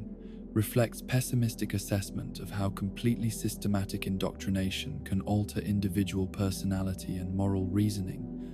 suggesting that some forms of psychological manipulation create damage that cannot be reversed through conventional therapeutic intervention or emotional appeals from loved ones who lack understanding of the sophisticated techniques used to eliminate independent thinking and replace it with organizational loyalty that supersedes all previous commitments and relationships. The creative team's decision to make Chef's final episode simultaneously his most disturbing appearance demonstrates their commitment to ensuring that his departure would be remembered as tragedy rather than natural conclusion to positive character arc, reflecting their own processing of grief and anger through creative work that serves both personal therapy and public statement about the destructive effects of cult involvement on individuals and their relationships with others who care about their welfare. The long-term impact of Chef's death on South Park's narrative landscape creates permanent absence that cannot be filled by other characters or relationships, as his unique combination of adult wisdom, unconditional acceptance, and genuine care for the children's welfare represented irreplaceable resource that had enabled them to navigate complex moral and practical challenges throughout their development. His loss marks the end of childhood innocence and protection in ways that fundamentally alter the show's emotional register and thematic possibilities. In the profound silence that follows this systematic destruction of beloved character and relationship, we encounter the uncomfortable recognition that some losses cannot be processed or overcome through normal grieving mechanisms when those losses result from institutional manipulation and betrayal rather than natural endings or individual choice, creating wounds that resist healing because they represent not just absence but active destruction of human connection and trust by forces that exploit vulnerability and love for purposes that serve power and control rather than human, flourishing and authentic spiritual or psychological development. In the disturbing landscape of contemporary American society, few issues reveal the profound moral paralysis that characterizes modern institutional responses to systematic violence. Quite like the epidemic of mass shootings in educational environments, a crisis that has transformed schools from spaces of learning and growth into potential battlegrounds where children must navigate the psychological burden of knowing that their daily attendance might result in violent death, while adults, in positions of authority, demonstrate their complete inability to address underlying causes through meaningful policy changes or protective interventions. Dead Kids represents South Park's most unflinching examination of how American society has normalized mass violence through systematic desensitization that treats preventable tragedies as inevitable natural disasters rather than consequences of deliberate policy choices and cultural values that prioritize abstract constitutional interpretations over concrete protection of vulnerable populations who deserve safety and security in their educational environments. The episode's foundational horror emerges from its portrayal of school shootings as routine disruptions to educational activities, rather than extraordinary crises that should prompt immediate comprehensive response and fundamental reconsideration of policies that enable such violence to occur, repeatedly without meaningful intervention or prevention efforts.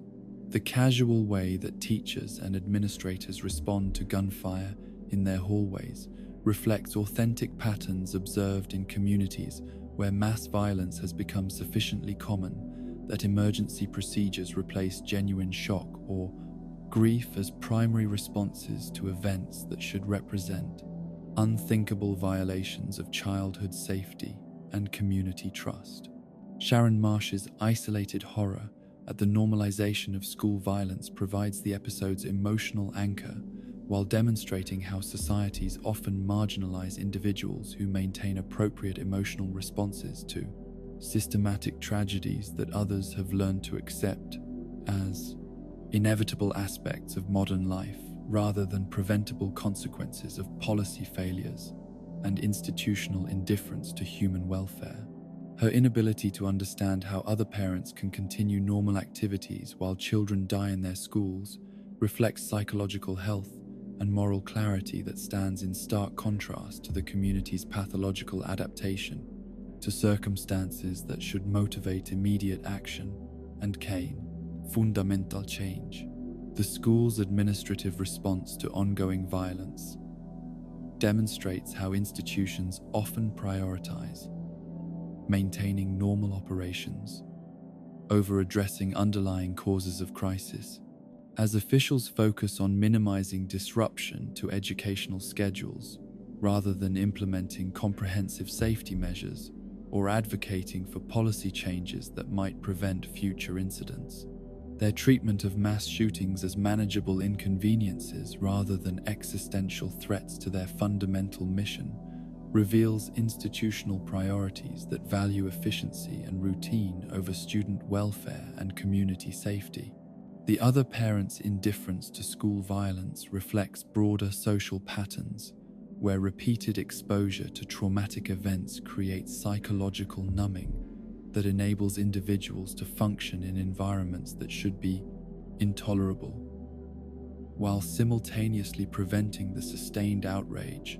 and political engagement necessary to address systemic problems through legislative action and cultural change. Their ability to discuss school shootings as minor scheduling conflicts rather than moral emergencies demonstrates how quickly human psychology adapts to normalize previously unthinkable circumstances.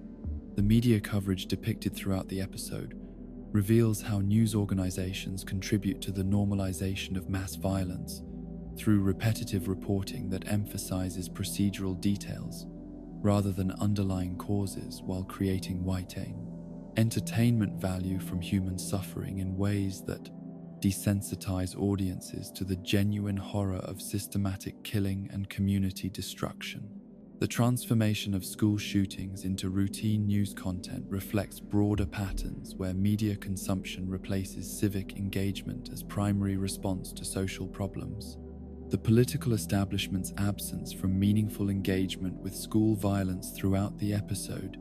demonstrates how elected officials avoid addressing controversial issues that might require challenging powerful interest groups or implementing policies that conflict with ideological commitments to abstract principles rather than concrete protection of constituents who elected them to serve public welfare rather than private interests. Their systematic avoidance of the topic reveals institutional cowardice and moral failure that enables continued violence through inaction. Randy's focus on his own marijuana business concerns, while his community experiences ongoing school violence, reflects broader patterns where individuals prioritize personal economic interests over collective safety and welfare, creating social environments where systematic problems persist because those with resources and influence remain insulated from consequences, while lacking motivation to support changes that might benefit vulnerable populations at potential cost to their own comfort and prosperity. The episode's portrayal of student responses to ongoing violence reveals how children develop coping mechanisms that enable psychological survival in environments where adults have failed to provide adequate protection, as they learn to treat potential death as normal aspect of educational experience, rather than extraordinary threat that should prompt immediate protective intervention from responsible adults and institutions.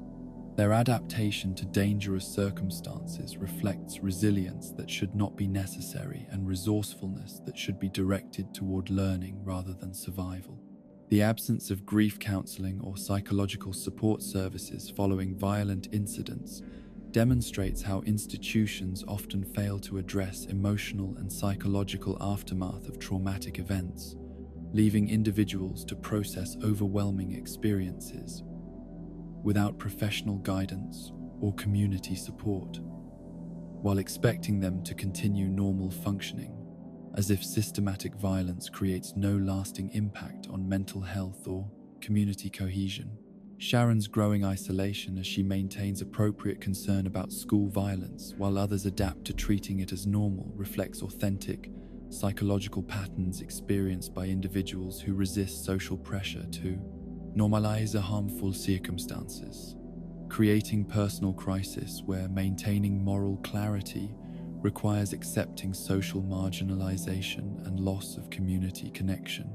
Her emotional breakdown represents natural response to discovering that her community lacks the collective will to protect its most vulnerable members. The episode's treatment of gun policy discussions reveals how political debates about violence prevention often become disconnected from practical realities of protecting specific individuals in identifiable dangerous situations, as abstract constitutional arguments replace concrete consideration of how policy choices affect real children attending actual schools, where violence occurs regularly enough to create predictable patterns that could be interrupted through appropriate intervention. The law enforcement response depicted throughout the episode demonstrates how official security measures often focus on managing violence after it occurs, rather than preventing conditions that enable systematic killing, creating reactive rather than proactive approaches that treat symptoms rather than causes, while providing insufficient protection for potential victims who remain vulnerable to attack despite official assurances about safety and security measures. The community's economic priorities, which continue focusing on business development and commercial activity while school violence persists, reveal how capitalist systems often maintain normal operations despite ongoing social crises that should prompt fundamental reconsideration of values and resource allocation, creating environments where profit maximization takes precedence over human welfare and collective safety. The episode's portrayal of how different demographic groups respond to school violence reflects broader social patterns, where privilege and social position affect individual vulnerability to systematic violence, while influencing political engagement and policy preferences, as those most protected from direct consequences often remain least motivated to support changes that might reduce violence at potential cost to their own interests and convenience. Sharon's ultimate breakdown and hospitalization represent the episode's most devastating indictment of social systems that penalize individuals for maintaining appropriate emotional responses to circumstances that should motivate collective action, as her psychological crisis results not from personal pathology, but from confronting the reality that her community lacks the moral courage and political will necessary to protect children from predictable violence. The medical treatment that Sharon receives focuses on managing her individual psychological distress, rather than addressing the social conditions that created her rational response to intolerable circumstances, reflecting broader patterns where healthcare systems treat symptoms of social problems as personal pathology, rather than recognizing that appropriate responses to systematic dysfunction often appear as individual mental health crises. The episode's resolution, which sees Sharon medicated and compliant while school violence continues unchanged, demonstrates how institutions often solve problems of dissent and resistance, rather than addressing underlying issues that motivate reasonable opposition to harmful circumstances, creating artificial social stability through pharmaceutical management of appropriate responses to genuine crises, rather than implementing necessary changes. The long-term implications of normalizing school violence extend far beyond immediate casualties to encompass fundamental changes in childhood development and social expectations, as entire generations learn to navigate educational environments where violent death represents constant possibility rather than unthinkable occurrence, creating psychological adaptation that fundamentally alters human relationships with safety, trust, and community connection. In the haunting aftermath of this systematic exploration of social paralysis and moral failure, we encounter the uncomfortable recognition that contemporary American society has chosen to sacrifice children's lives and psychological welfare, rather than challenging powerful interests and ideological commitments that enable systematic violence to continue unabated, creating environments where appropriate grief and outrage become pathologized, while adaptation to intolerable circumstances becomes marker of social adjustment and mental health, rather than evidence of collective moral collapse and institutional failure to fulfill basic protective functions. In the predatory ecosystem of contemporary celebrity culture, few phenomena reveal the systematic dehumanization of public figures, quite like the media's ritualistic destruction of vulnerable individuals whose personal struggles become sources of entertainment and profit for industries that thrive on human suffering while presenting their exploitation as legitimate journalism and public interest reporting. Britney's new look represents South Park's most savage indictment of how modern society transforms genuine mental health crises into spectacle consumption, creating environments where individual psychological breakdown becomes communal entertainment that serves economic interests while destroying the basic human dignity of people whose only crime involves achieving fame in cultural systems, designed to commodify and ultimately consume the personalities of those who provide content for mass entertainment industries. The episode's foundational horror emerges from its portrayal of Britney Spears as a literal sacrifice demanded by contemporary culture, whose destruction serves ritualistic purposes that satisfy deep psychological needs within audiences who consume celebrity suffering as substitute for meaningful engagement with their own lives and communities, while remaining willfully blind to their complicity in systematic abuse that destroys real human beings for entertainment value. Her attempted suicide becomes not personal tragedy, deserving compassion and privacy, but public spectacle, requiring immediate documentation and analysis by media professionals whose livelihoods depend on transforming human pain into profitable content. The graphic depiction of Britney's self-inflicted gunshot wound creates visceral horror that forces viewers to confront the literal reality of what celebrity destruction actually entails, as her survival with massive facial trauma eliminates any possibility of treating her suffering as metaphorical or abstract, while demonstrating how public figures often endure psychological damage equivalent to severe physical injury through systematic harassment and invasion of privacy that would be recognized as torture if inflicted by official government agencies rather than entertainment industries. The media's response to Britney's suicide attempt reveals the fundamental inhumanity that characterizes celebrity journalism, as reporters and photographers treat her disfigurement as career opportunity rather than humanitarian crisis, requiring immediate medical intervention and protective isolation from the very forces that contributed to her psychological breakdown. Their enthusiasm for documenting her suffering while showing complete indifference to her welfare as human being demonstrates how professional journalism can become indistinguishable from predatory stalking when profit motives override ethical considerations about human dignity and privacy. Writes, the paparazzi's relentless pursuit of Britney following her injury creates systematic torture that continues the destructive process that led to her initial suicide attempt, as photographers treat her visible trauma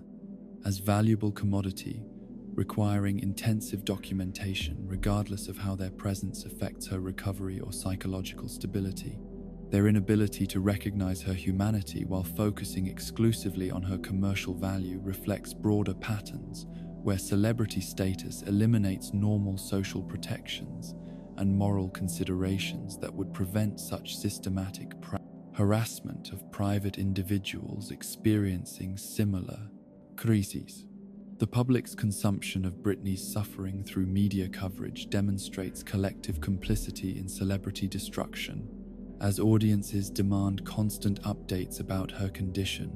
while remaining disconnected from the reality that their entertainment preferences create market incentives for continued exploitation of vulnerable individuals whose personal tragedies become raw material for content production. Their voyeuristic interest in her pain reflects psychological dynamics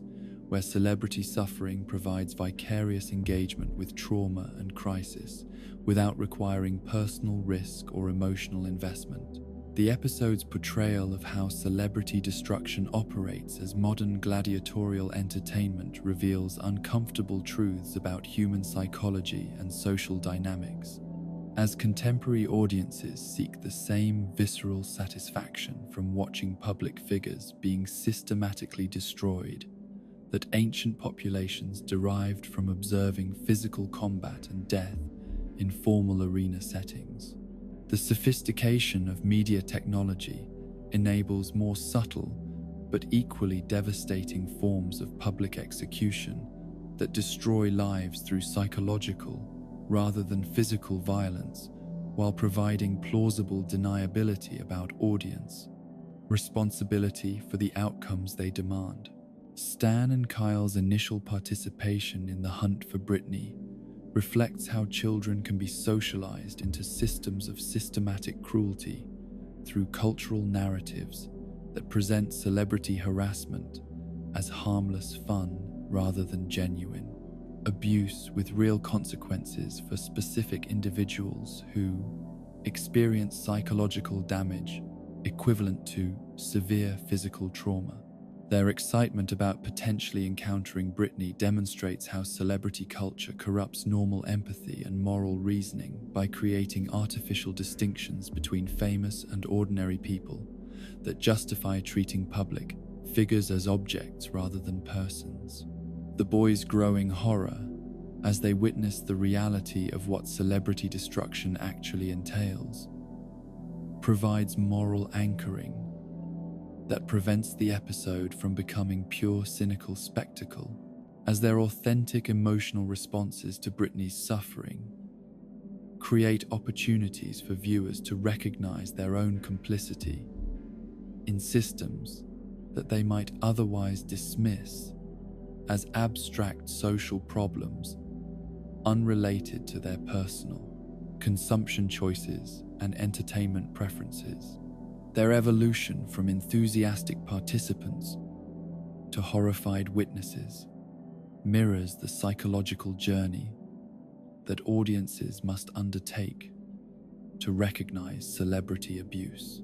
The historical parallels that the episode draws between contemporary celebrity destruction and ancient sacrifice rituals reveal how certain psychological needs and social dynamics persist across different cultural contexts and technological environments. As human societies consistently develop mechanisms for channeling collective anxiety and aggression toward designated victims whose destruction provides cathartic release while reinforcing social cohesion among those who participate in or witness the ritualistic elimination of individuals who represent threatening or destabilizing elements.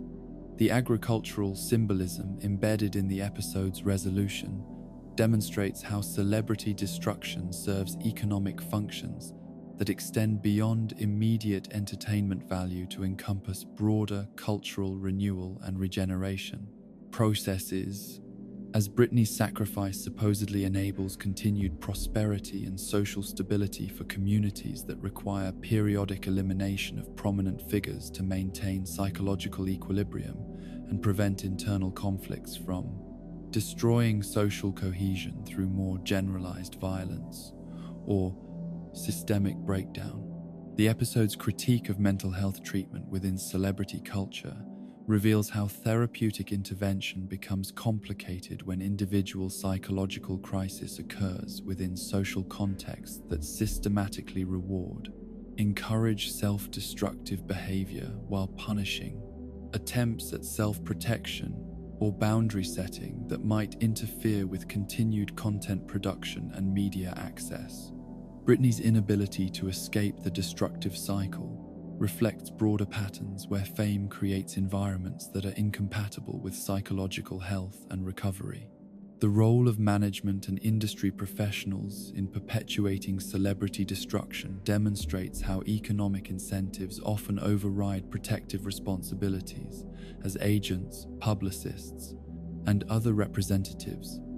typically prioritize maintaining profitable relationships with media outlets over safeguarding their clients' psychological welfare and personal safety when those interests conflict. Their complicity in systematic abuse reflects broader patterns where professional responsibilities become subordinated to market pressures and profit maximization. The episode's treatment of family dynamics within celebrity destruction reveals how fame affects personal relationships and support systems, as family members must navigate complex loyalties between protecting loved ones from harmful exposure and maintaining access to economic opportunities that celebrity status provides for entire extended family networks. The pressure to continue participating in destructive systems reflects broader socio-economic realities that trap individuals in harmful environments through financial dependency and limited alternative opportunities. The legal framework surrounding celebrity privacy and media regulation receives implicit critique through the episode's portrayal of systematic harassment that operates within existing legal boundaries while causing psychological damage equivalent to criminal assault or stalking when directed toward private individuals. The inadequacy of current legal protections reflects broader regulatory failures that enable systematic abuse through industry practices that would be recognized as criminal if perpetrated by individuals rather than corporate entities. The psychological impact of celebrity destruction extends beyond immediate victims to encompass broader cultural effects on how societies understand human worth, privacy rights, and the relationship between individual welfare and collective entertainment needs. The normalization of systematic abuse directed toward public figures creates social environments where similar treatment of private individuals becomes increasingly acceptable, while eroding general respect for human dignity and personal autonomy that should protect all community members. The episode's most devastating insight concerns how celebrity destruction operates as a systematic method for channeling social aggression and psychological dysfunction toward designated victims, rather than addressing underlying problems that create need for such outlets, enabling societies to maintain artificial stability through ritualistic abuse rather than confronting systemic issues that generate collective anxiety and destructive impulses, requiring expression through socially sanctioned violence against vulnerable individuals. In the disturbing silence that follows this systematic exploration of celebrity sacrifice and cultural complicity, we encounter the uncomfortable recognition that contemporary entertainment culture requires ongoing destruction of human lives to satisfy psychological needs and economic demands that reflect fundamental failures in social organization and individual development, creating environments where collective participation in systematic abuse becomes normalized through market mechanisms that obscure moral responsibility, while enabling continued victimization of individuals whose only protection should come from the same humanity they share with audiences who consume their suffering as entertainment, rather than recognizing it as evidence of collective moral failure and social dysfunction requiring comprehensive reform, rather than continued participation. In the sprawling catalogue of fictional villainy, few characters achieve the perfect synthesis of calculated malice and childish petulance that transforms ordinary revenge fantasies into genuinely disturbing explorations of human evil. Yet, Eric Cartman's systematic destruction of Scott Tenorman represents one of animation's most sophisticated portrayals of psychopathic behavior operating within seemingly normal social contexts, while revealing uncomfortable truths about how audiences often celebrate and reward extreme cruelty when it is presented with sufficient creativity and narrative satisfaction. Scott Tenorman Must Die stands as South Park's most uncompromising examination of genuine evil masquerading as comedic entertainment, creating a story that forces viewers to confront their own capacity for finding pleasure in systematic human suffering, while witnessing the methodical transformation of a relatively minor slight into an act of revenge so disproportionate and cruel that it transcends normal boundaries of fictional violence to enter territory typically reserved for genuine horror narratives about irredeemable monsters who destroy lives for personal satisfaction. The episode's foundational premise emerges from Scott Tenorman's relatively minor scam of selling Cartman his pubic hair for $16.12, a transaction that represents typical adolescent exploitation rather than serious criminal behavior or personal attack deserving extreme retaliation. The disproportion between this initial offense and Cartman's eventual response reveals fundamental aspects of his psychological makeup that distinguish genuine psychopathy from normal childhood aggression or vindictiveness, as his inability to accept minor social defeats or financial losses creates pathological need for revenge that escalates far beyond rational response to the actual harm he experienced. Cartman's initial attempts at revenge through conventional pranks and social humiliation reflect normal patterns of adolescent conflict resolution, yet his systematic escalation, when these approaches fail to provide adequate satisfaction, demonstrates how psychopathic individuals often view unsuccessful revenge attempts not as evidence that they should moderate their response, but as proof that they need to intensify their efforts until they achieve outcomes that feel proportionate to their wounded narcissism rather than appropriate to the actual offense they experienced. The planning phase that Cartman undertakes for his ultimate revenge reveals sophisticated understanding of human psychology and social dynamics that he employs, not for constructive purposes, but exclusively to maximize suffering and humiliation for someone whose only crime involved taking advantage of his gullibility in a relatively harmless financial transaction. His ability to anticipate Scott's responses, manipulate multiple parties, and coordinate complex deceptions demonstrates intellectual capabilities that make his choice to use these gifts for destructive purposes. Even more disturbing than if his cruelty emerged from simple stupidity or lack of understanding about consequences, the involvement of Scott's parents in Cartman's revenge scheme represents the most morally reprehensible aspect of his plan, as he deliberately targets innocent individuals who bear no responsibility for their son's behavior, while using their love and concern for Scott as weapons against him. His manipulation of Mr. and Mrs. Tenorman demonstrates how psychopathic individuals often exploit normal human emotions and relationships to achieve their goals, transforming positive social bonds into vulnerabilities that can be weaponized by those who lack genuine emotional connections with others. The elaborate deception that Cartman constructs around the supposed farmer and pony protection racket reveals his sophisticated understanding of how to exploit Scott's desire to protect his parents from harm, using fabricated threats to manipulate him into actions that will ultimately facilitate his own destruction. This psychological manipulation demonstrates how predatory individuals often present themselves as helpful or protective, while actually engineering situations that serve their own malevolent purposes at the expense of those they claim to be assisting or protecting from external threats. The murder of Scott's parents represents the episode's most shocking escalation, as Cartman's willingness to commit double homicide for the purpose of enhancing his psychological torture of Scott reveals complete absence of normal moral boundaries or empathy for innocent human beings who become collateral damage in his pursuit of personal satisfaction.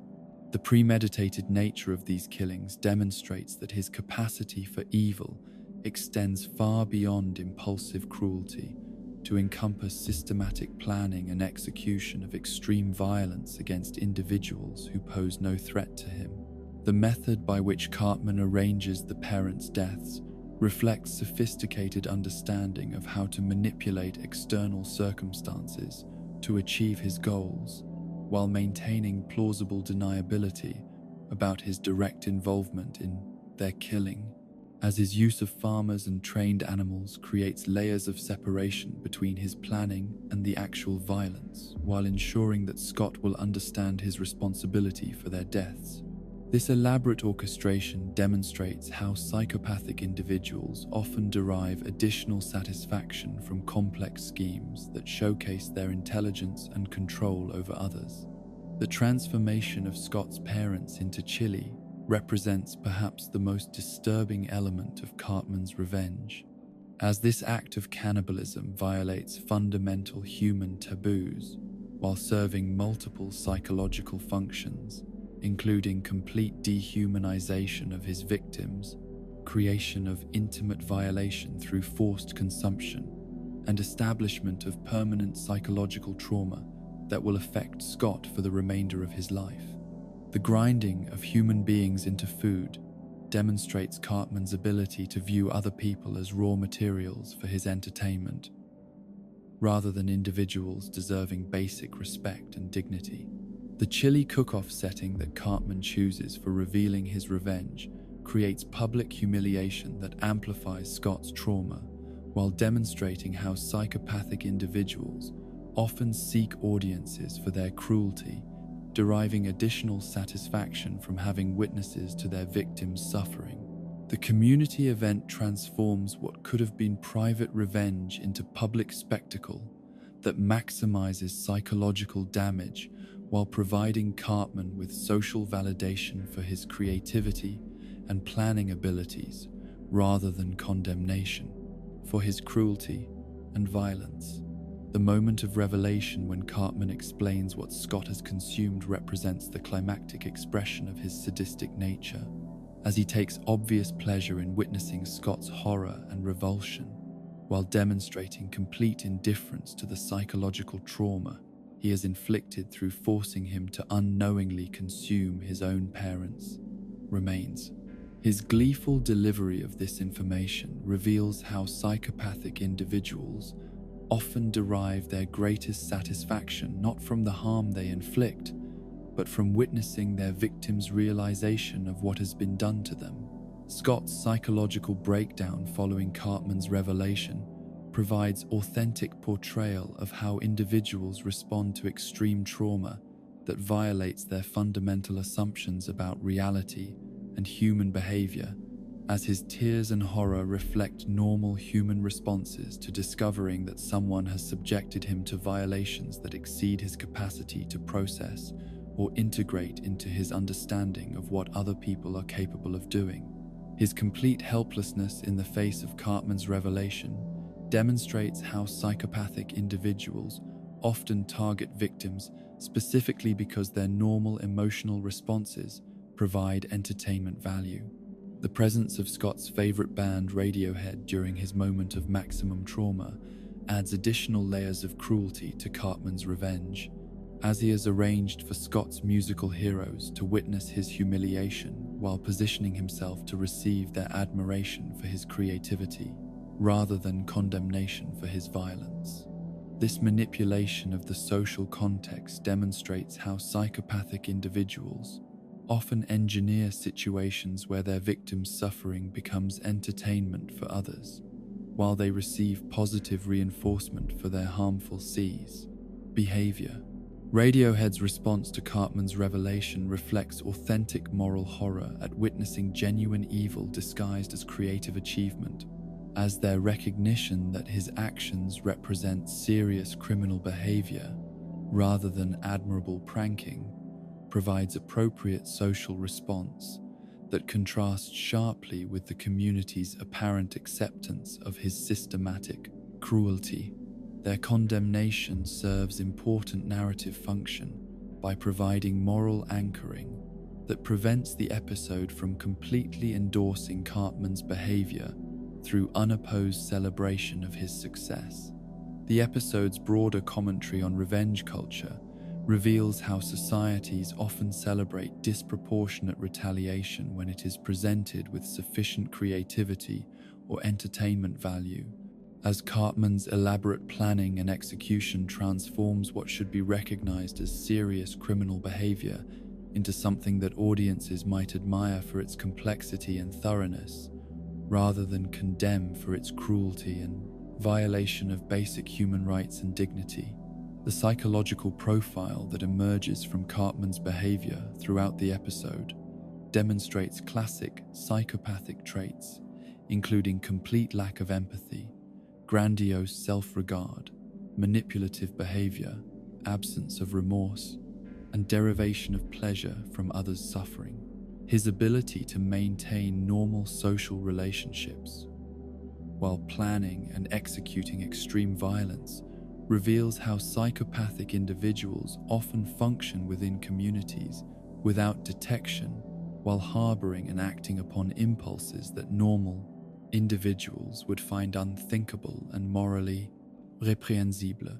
The long-term implications of Cartman's revenge extend far beyond immediate satisfaction to encompass permanent psychological damage inflicted upon Scott that will affect his ability to trust others, form relationships, and maintain psychological stability throughout his subsequent development. The trauma of discovering that he has consumed his parents' remains creates wounds that no amount of therapy or support can fully heal, representing genuine destruction of human well-being for the purpose of personal entertainment and satisfaction. The episode's treatment of community response to extreme violence reveals how social systems often fail to recognize or appropriately respond to psychopathic behavior when it occurs within familiar contexts or involves individuals who are otherwise integrated into normal social structures. The apparent acceptance of Cartman's actions by adults and peers demonstrates how genuine evil can be overlooked or minimized when it is presented as adolescent conflict, rather than serious criminal behavior, requiring intervention and punishment. The artistic and creative framework that Cartman employs to present his revenge transforms systematic cruelty into performance art that seeks admiration rather than condemnation, reflecting how psychopathic individuals often use cultural forms and social contexts to legitimize their harmful behavior while seeking positive reinforcement for their capacity to inflict suffering on others. His pride in his achievement demonstrates complete absence of normal moral reasoning that would recognize his actions as representing personal failure rather than accomplishment. In the haunting aftermath of this systematic exploration of genuine evil disguised as creative revenge, we encounter the uncomfortable recognition that audiences often celebrate and reward extreme cruelty when it is presented with sufficient narrative, sophistication, and entertainment value, creating cultural environments where psychopathic behavior receives admiration rather than condemnation, while victims of such behavior are forgotten or dismissed as acceptable casualties in pursuit of dramatic satisfaction and comedic achievement that prioritizes creativity and execution over basic human decency and moral consideration for the real costs of systematic violence and psychological destruction inflicted upon individuals whose only crime involved normal human fallibility and minor social transgressions. As we reach the end of our journey through South Park's most disturbing episodes, we find ourselves confronting uncomfortable truths about human nature, social institutions, and our own capacity for both cruelty and indifference. These episodes serve not merely as shock entertainment, but as mirrors, reflecting the darkest aspects of contemporary society back at viewers willing to look closely enough to see. In the haunting quiet of these stories' aftermath, we discover that South Park's most disturbing moments often illuminate real horrors that exist beyond the boundaries of fiction, creating spaces where difficult conversations about genuine trauma can begin. The show's willingness to venture into genuinely dark territory serves a vital function, forcing audiences to confront realities they might otherwise ignore or dismiss. Rest now, knowing that even in the darkest stories, there exists the possibility of understanding, empathy, and ultimately, the hope that by examining our shadows honestly, we might find ways to create more light in the world around us.